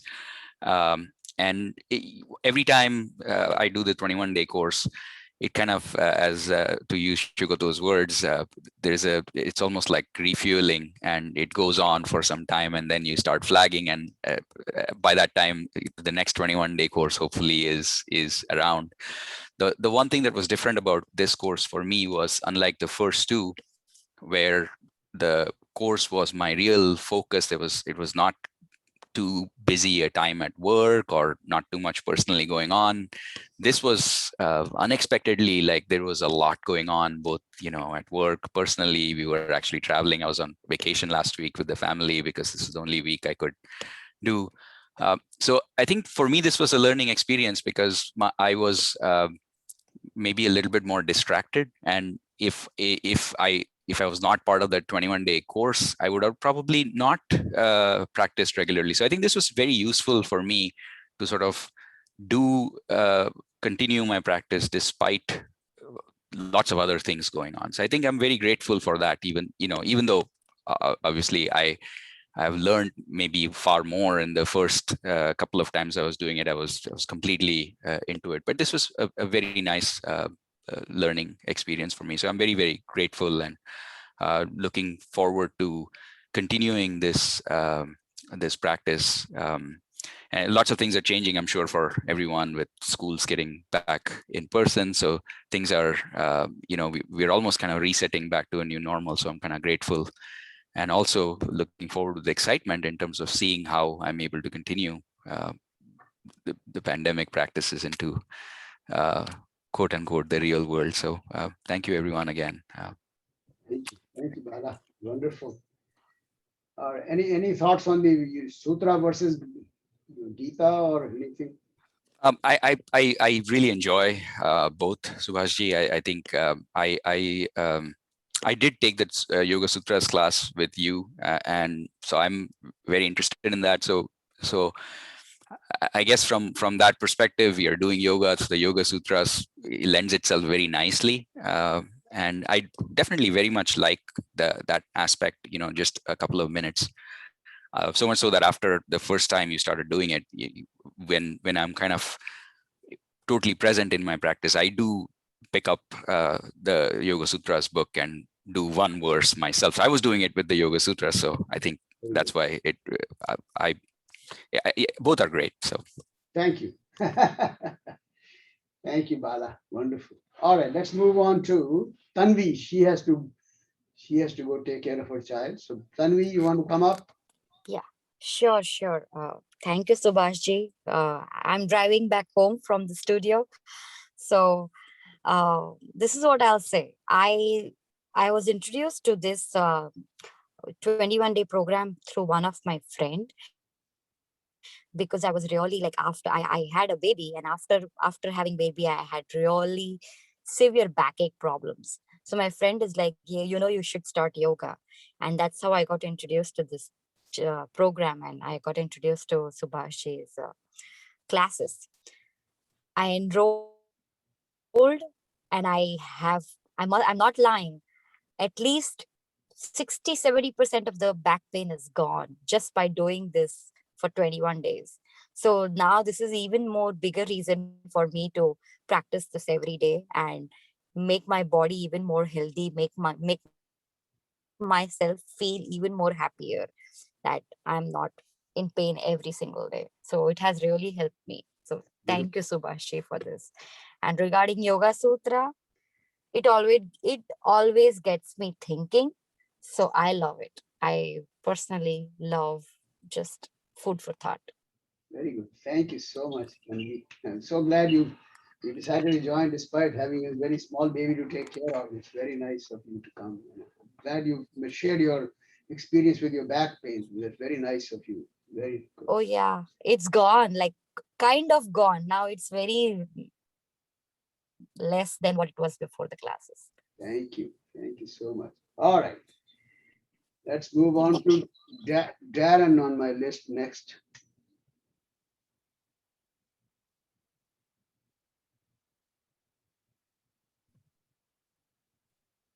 Darren. Hey, hello, everybody. Hi. I'm Darren. This is also like my third or fourth. I think it's my fourth. I've lost track. And I can relate to Bala on this one because unlike the other three, life was a lot more chaotic and had a lot more going on during this time. During the pandemic, also, I lost my practice because, connection with other people, and my meditation group wasn't meeting like we were used to. So I lost a lot of my connection towards that.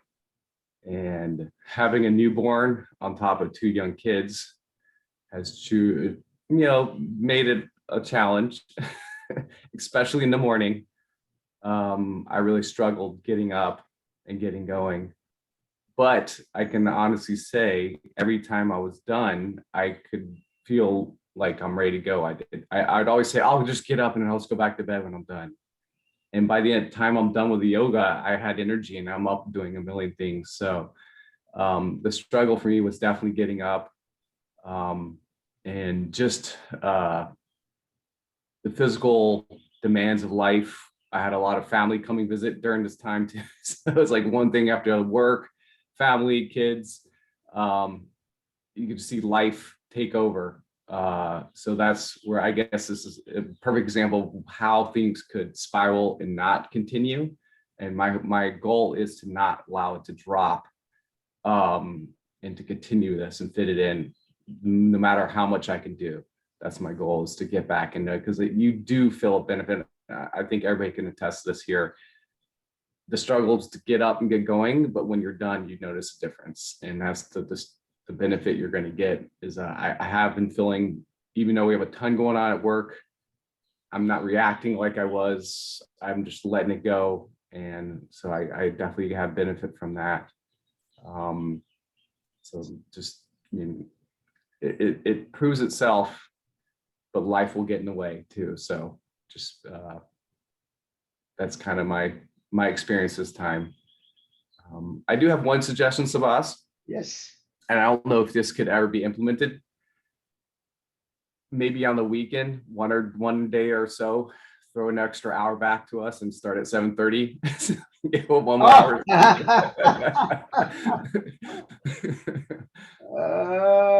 I know that's gonna be tough. It was just a thought. That may not happen. I know. So thank you, Sebastian. Right. Thank you, Darren. Very nice. Wonderful. And you back to your SRF meditation practice now? It just opened up the last week. So I have family in town. So I'm going right after this. Okay. For the hour and then the talk. Yes. Very good. Enjoy. All right. Okay, let's move on to Henry. Hi, Subashi. Hello, everyone. Henry McGovern. So I'm actually in Virginia right now, although I reside in Delaware City, kind of near King of Prussia. I was in Charlotte earlier during the 21 days, so I've been traveling a lot. I've been taking my computer with me to be able to continue practicing, so it's great to be able to do that. On the Yoga Sutras, I do prefer that. I guess I'll throw that in, but I think either one is great. And I really like having that as part of the practice. I also got a lot out of the book Darren recommended, A Life Worth Breathing. So I've been driving a lot and I got a book on tape and listened to it. That was really helpful. One of the things it said was to give yourself permission to fail. I think when I started this 21 day, I was trying to really keep up, and I was probably pushing too hard. So like with boat pose, for example, I was like really trying to keep going with boat pose. And then halfway through, I kind of said, you know what, just do what you can. But yeah, I guess I gave myself permission to fail, and I did fail. You cannot call it failure. No, it's just recognizing your ability or whatever. It's not a failure in any way. I don't. Yeah, and maybe that's not the right phrasing of it. I mean, that's the way it was in the book. There's probably a better way to say it, but it was more like, yeah, maybe it's more accepting where you are. Yeah, exactly. And listening to your body, I guess, is more what you've been saying. Right. But yeah, it connected for me on this. And then interestingly, so yeah, I kind of listened to my body more, I guess. And then towards the end, I was able to do boat pose as well or better than I did previously, and without all the struggle. So that was interesting that worked out. So anyway, yeah, I'm just continuing to work on this, and thank you for having me. Oh, thank you for joining from all the way from Delaware. That's very nice of you. Thanks. And what's the book that you mentioned? I forgot. A Life Worth Breathing. Life Worth Breathing. Yeah. Okay. Okay. Wonderful. Thank you, Henry, for sharing that. Okay, let's move on to Manasa, our friend guide.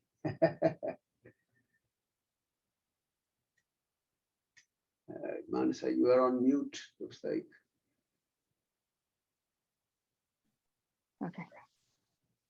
Okay, Subhashi, it was a wonderful experience with you. I've been, I think, almost 6 years with you now, but I remember the day when we started the yoga journey where I couldn't even do anything. Like I I had no flexibility, nothing. That's how I started with the journey.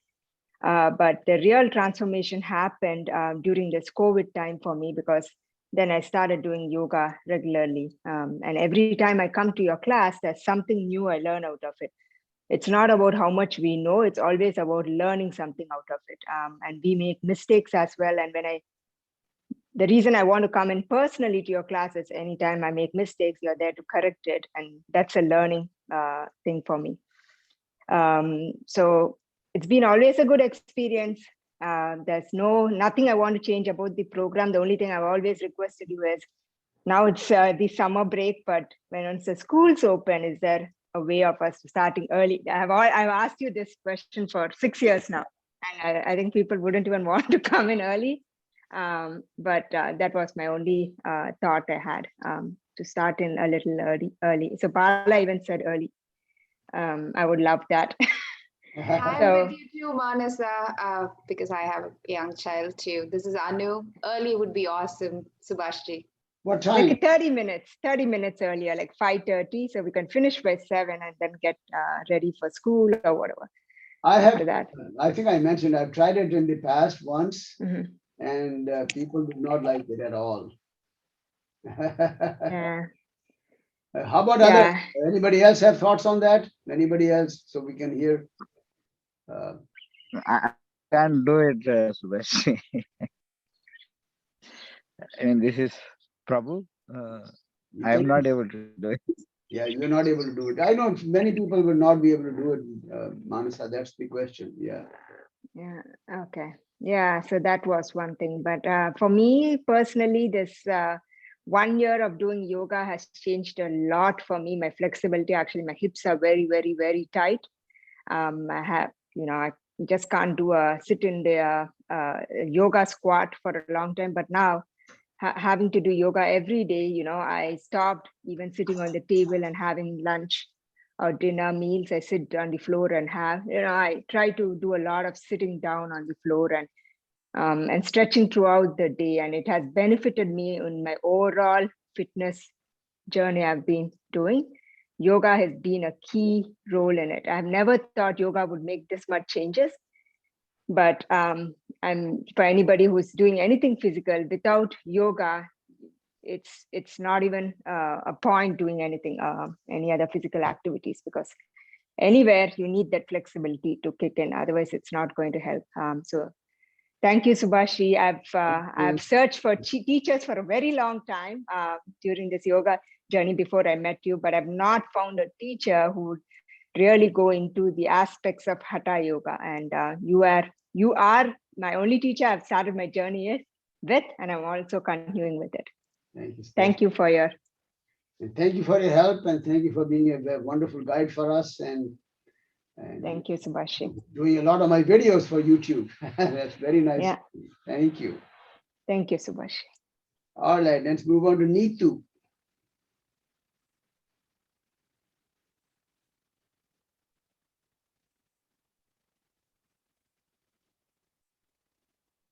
Neetu.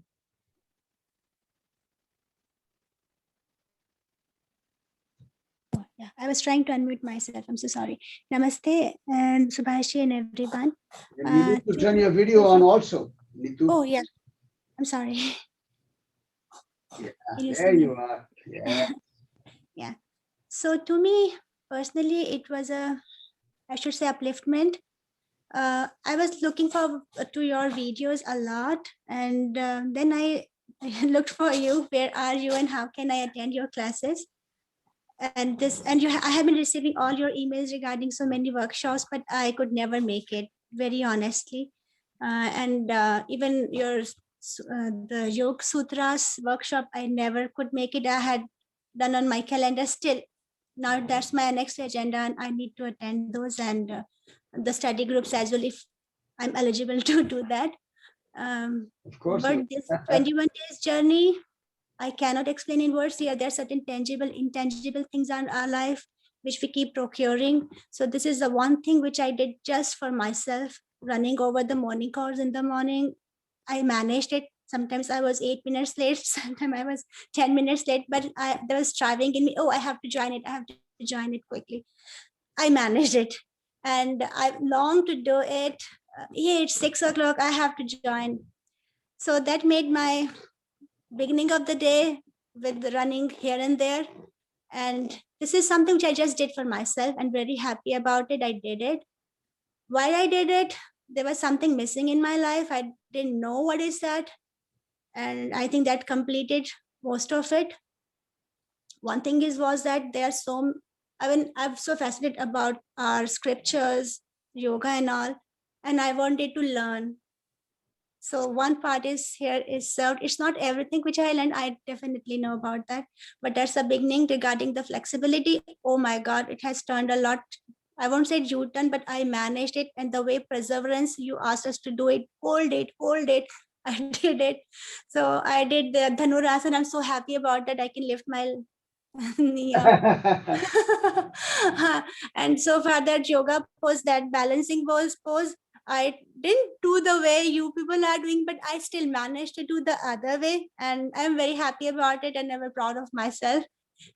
And please do not do any changes to yoga sutras. In fact, if you can have any other session, you have any session for the Gita, I would love to do that. As much as I can do, I want to put myself into all these things. So now I won't miss any of your emails. I won't miss any of the workshops. And I want to be completely engrossed into it. Thank you so much. Thank you so much for your time and the way you are, showing us each and every asana. Though I'm so remote, still I could do it. Although had I been in person, it would have been a different thing. Let's see when that such thing happens. Thank you so much. Okay. Thank you, Neetu. Very kind of you. Very nice.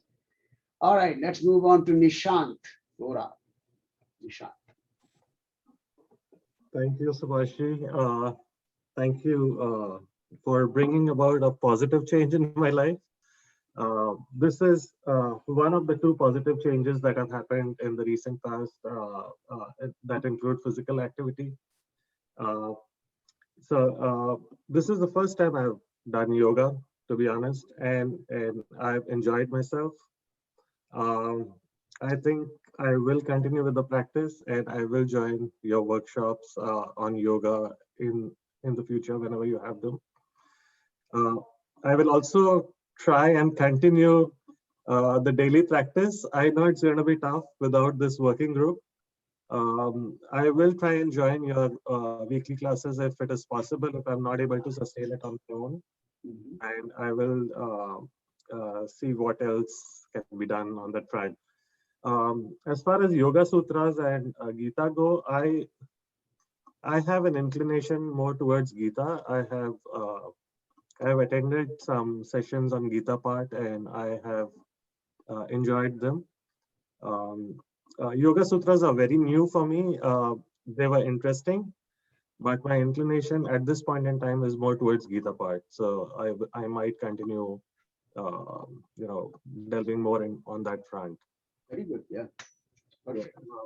And Subhashi, if you please don't don't start the classes early. It's going to be really tough. It's tough at 6 o'clock. If you do it at 5:30, it's never going to happen. Yeah. Right. Thank you. Yeah. I also wanted to let you know that I have a migraine issue and pranayama. I'm hoping that it's going to help. I've not seen any changes in 21 days, but I don't expect to either. Hopefully, in the long run, it will help me. Pranayama and meditation. Should help. Pranayama, relaxation, yoga nidra, they will help. Yeah. Very true. Thank you. Thank you. Thank you, Nishant. Let's move on to next one is Tamaki.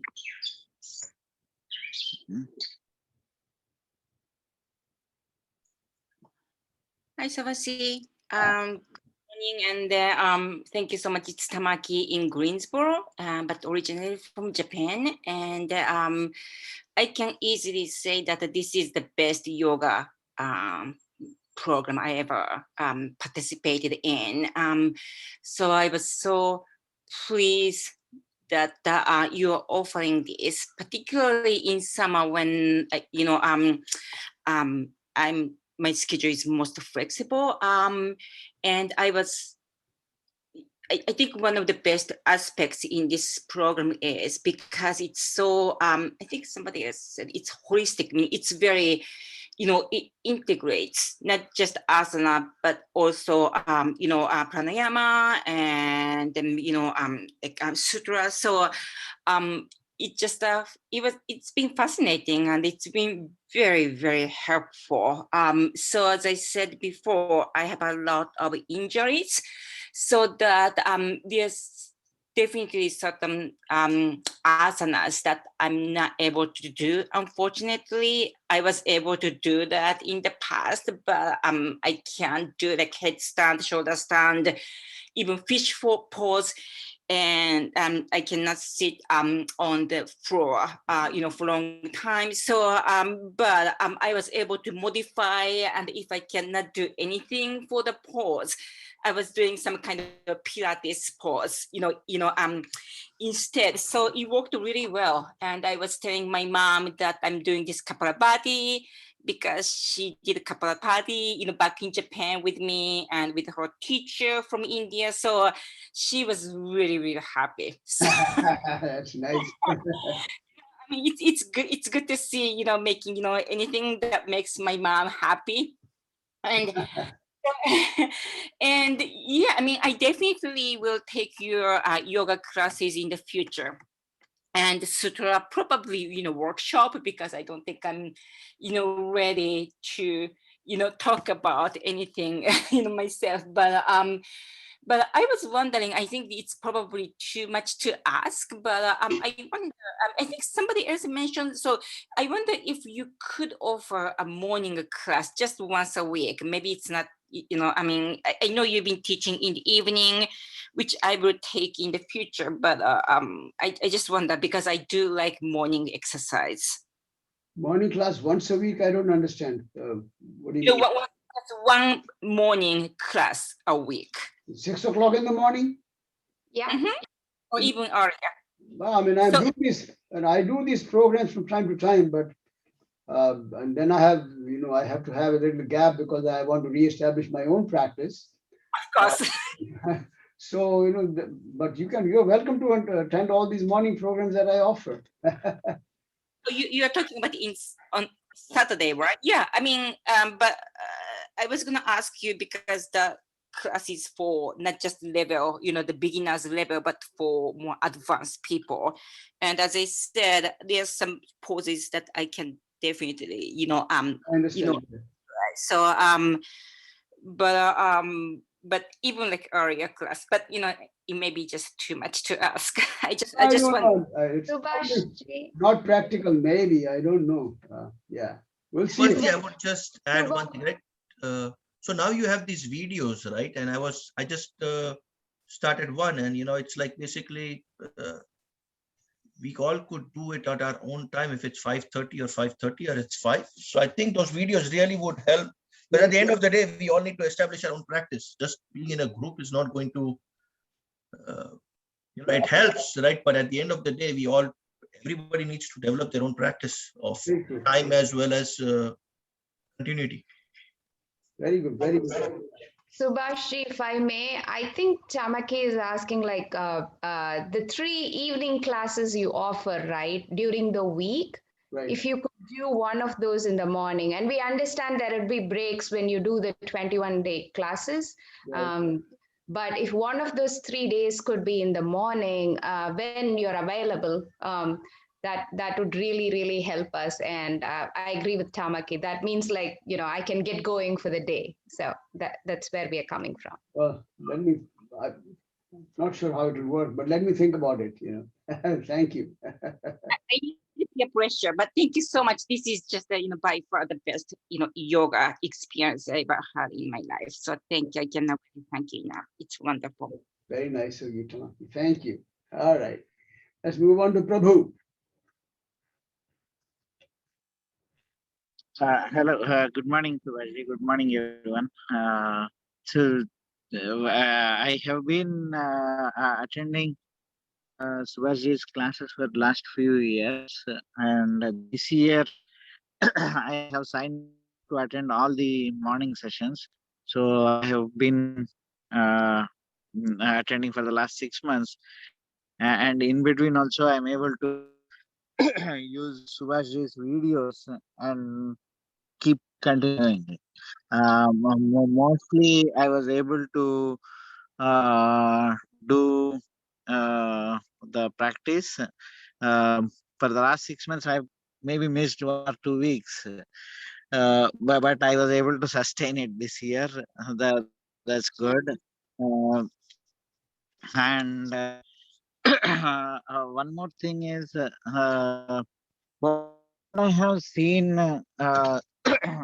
as part of this last 6 months establishing a routine is that my mind is becoming calmer, and I'm not if suppose something is happening in the work or on the personal front, some tension is coming up, I'm not carrying that tension throughout.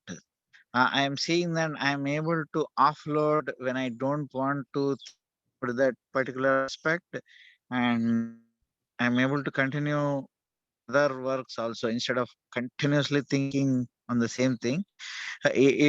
It happens that we that any troubling aspect will keep coming back, but I'm becoming more aware that the troubling issue is coming up. I need to keep it aside.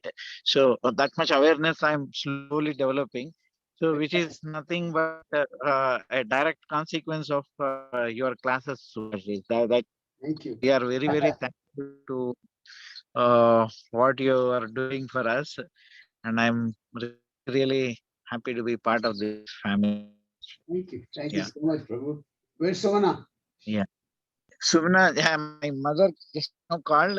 She just stepped out, Subhashi. She'll join back. Yeah. Okay, thank you so much, Prabhu, and thank you for hosting the beautiful breakfast the other day. You know, Oh, we thank really you. loved It was your a pleasure. Oh, backyard. yeah, it was Everything was so a love. beautiful. Thank you. Yeah, thank you. All right, let's move on to Venu next. Namaste, Sebastian. Namaste, everyone. Ah, Like Henry, I've been traveling during this 21 days. Yeah, I was in Maryland, outside of DC for a day, and now in Boston. But still allowed to attend these sessions. Don't want to miss. I've been with Sebastian for 2 years now, and I hardly miss any session. And I see, and it's only because I see so many changes, so many positive changes. Um, you know, every session I learn, every class I learn something new, and also physically, I mean, I see improvement. Like, like, oh wow, I can do this, or I can bend a little more. Of course, I'm still at the beginning stage and long ways to go, but even those changes um, make me keep coming back. But more fundamentally, though, like others have mentioned, it's the overall change that I see. Like I've talked about, I mean, it's kind of like almost miraculous. I mean, what I mean by that is like um, things are happening like the way you want, or and I feel it's because the change in my attitude, like how we react because of all these. There is less resistance and a calmer approach, and kind of like accepting things the way they are. It all like you know feels like a big change to me, at least. I mean, it's not as much a struggle anymore. Um, I really thank you, Swati, for offering these courses, guiding us, teaching. And as far as the Yoga Sutras and Bhagavad Gita goes, your judgment is the best, I feel, and the way you combine those two, interlink them, I really like it a lot. But my preference is Patanjali Yoga Sutras over Bhagavad Gita only because there are a lot more resources for Bhagavad Gita and there's hardly any for Patanjali Yoga Sutras. That's the only reason. So yeah, and yeah, breakfast was a welcome change. After a long time, we got back thanks to Prabhu. It was very nice to meet people, and I look forward to the next session and many more. Thank you so much. Thank you. Thank you so much for being so helpful. Thank you for being a wonderful guide alongside me. Always pleasure. Okay, let's move on to Viren. Hello, Subhasji. I hope you can hear me now. Yes, I can. Sure. Yeah. Yes. So I don't know what to say, Subhasji. This is like this yoga and the Yoga Sutra is just kind of grown into us. I've been doing this with you for last 2 years now. Yes, I have finished the 2 years. I say I'm not I'm not doing it religiously or every day, but your classes always helps us, like everybody else say, put us back into that group, put us back into the routine, and we go back to that. And it is tremendous help. And like everybody says, I can reflect to what Venu, Bala, and some others that yes, you can see if you luckily for me, I have continued my practice and the weight has grown into me that I do see the physical and mental difference. Of course, with the reaction and respond, I'm just learning that and I'm realizing that and I'm able to feel it. So yes, I'm gonna, so many things like everybody else say, yes, learn to accept and not to react and rather than let it go. So those kind of things have happened and that has happened tremendously for my mental health, physical health. It's every day doing it. Yes, you feel, I started feeling like if I don't do it, I miss it. And it has helped me with some of the aches and pain I have. I had a really bad backache, but I can see that with doing this continuously, it has gotten a lot better. I don't even think about it versus before every day morning I get up and I used to think about it.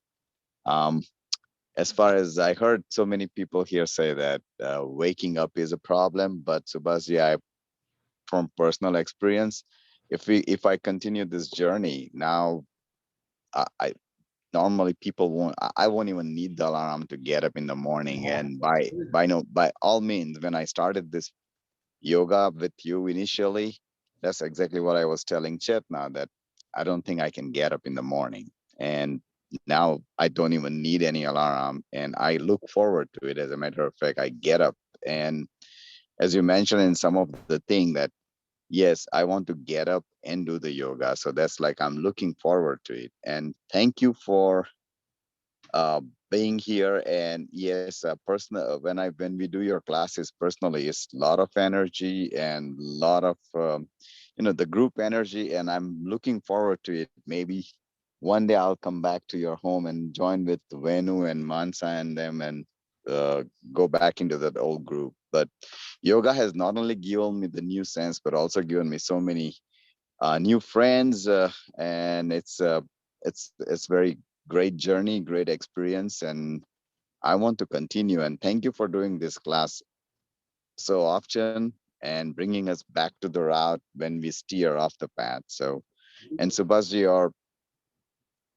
your teaching of, I don't know, I'm really open with the Bhagavad Gita or Yoga Sutra or anything, because I always try to go to the aspect of how they relate and how it kind of, somehow they are related and somehow their messages are very similar. And I'm just trying to absorb and learn, because we I never learned it like the way you are teaching. So it's really a great journey for me. So I'm open to either Yoga Sutra or Bhagavad Gita or anything else that I'm so glad that you are going into this philosophical aspect of the yoga, asana, and meditation. It's really helping, and I really appreciate that. Um, and again, and lastly, I want to thank Prabhu for hosting that breakfast. Yeah, it was like when I say it was really needed. We've been missing it for 1 year. So thanks, Prabhu, for hosting that. It was great time seeing everybody after a long time. So hopefully we will do it over and over again now. Thank you. Thank you, Subhasji. Thank you, Viren. And I think last on my list is Sumana. Yeah, thank you, Subhashi. Namaste, everyone, and namaste, Subhashi. Prabhu had to step out for another call, so and I had to step out initially, so I came back.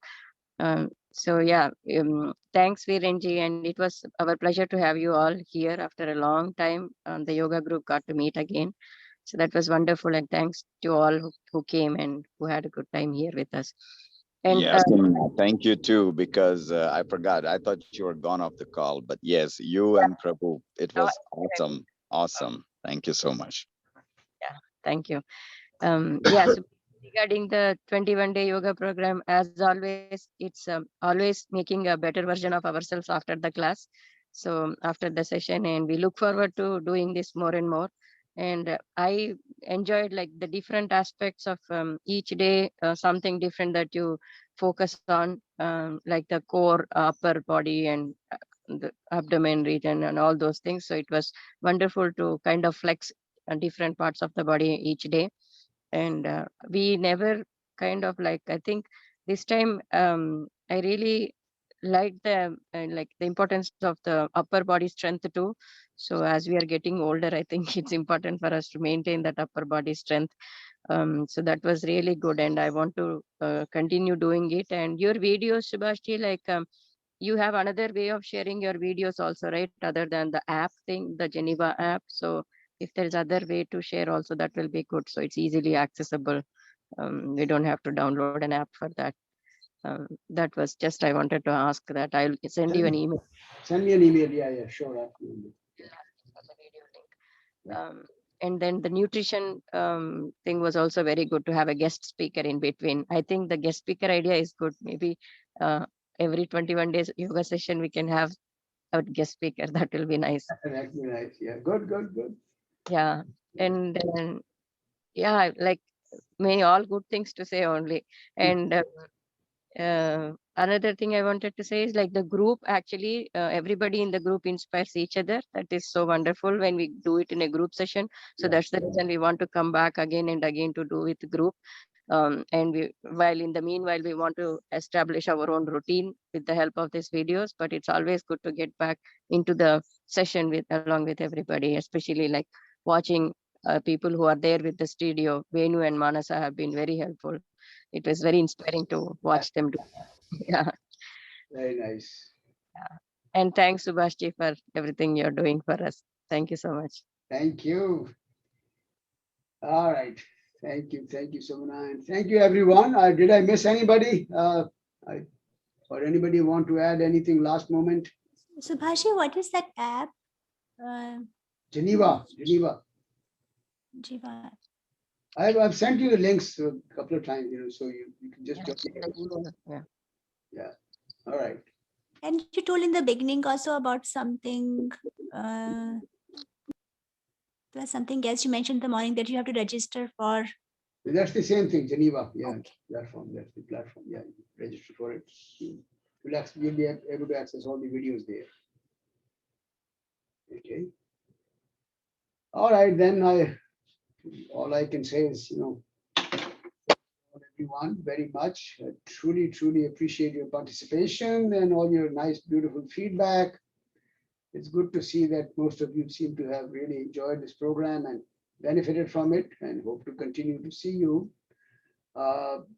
Join my regular classes or join any of the future programs, and look forward to continuing your association. Okay, so if everyone is okay, we'll do the closing sequence now.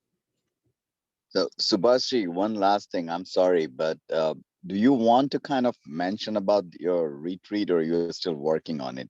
Well, I'm still working on it. The retreat is not finalized yet, and it's a proposal that we will go back to that Mebin ashram, and I'm working on it. It's not final at all. Yeah. Okay. We'll Well, do anything. something. Yeah, we'll Yeah. do something. Yeah. If I can help you, let me know. Thank you, though. Certainly, yeah. Thank you. Appreciate it. Yeah. Okay. So let's close the eyes, sit up nice, comfortable. We'll recite Om once now. Take a deep breath in. Om.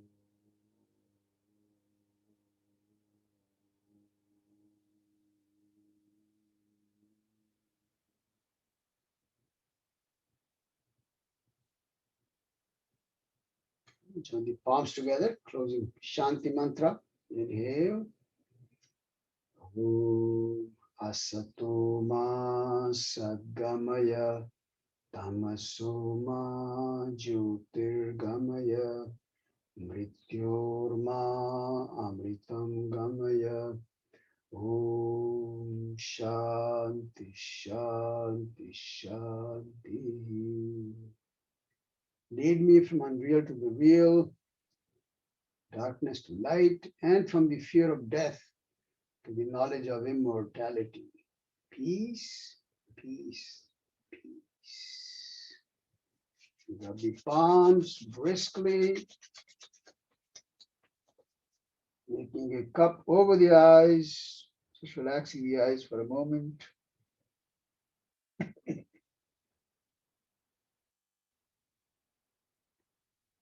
Release the hands, join the palms again, raise the arms up, and then slowly bend forward. Shri Guru Bhyo Namaha.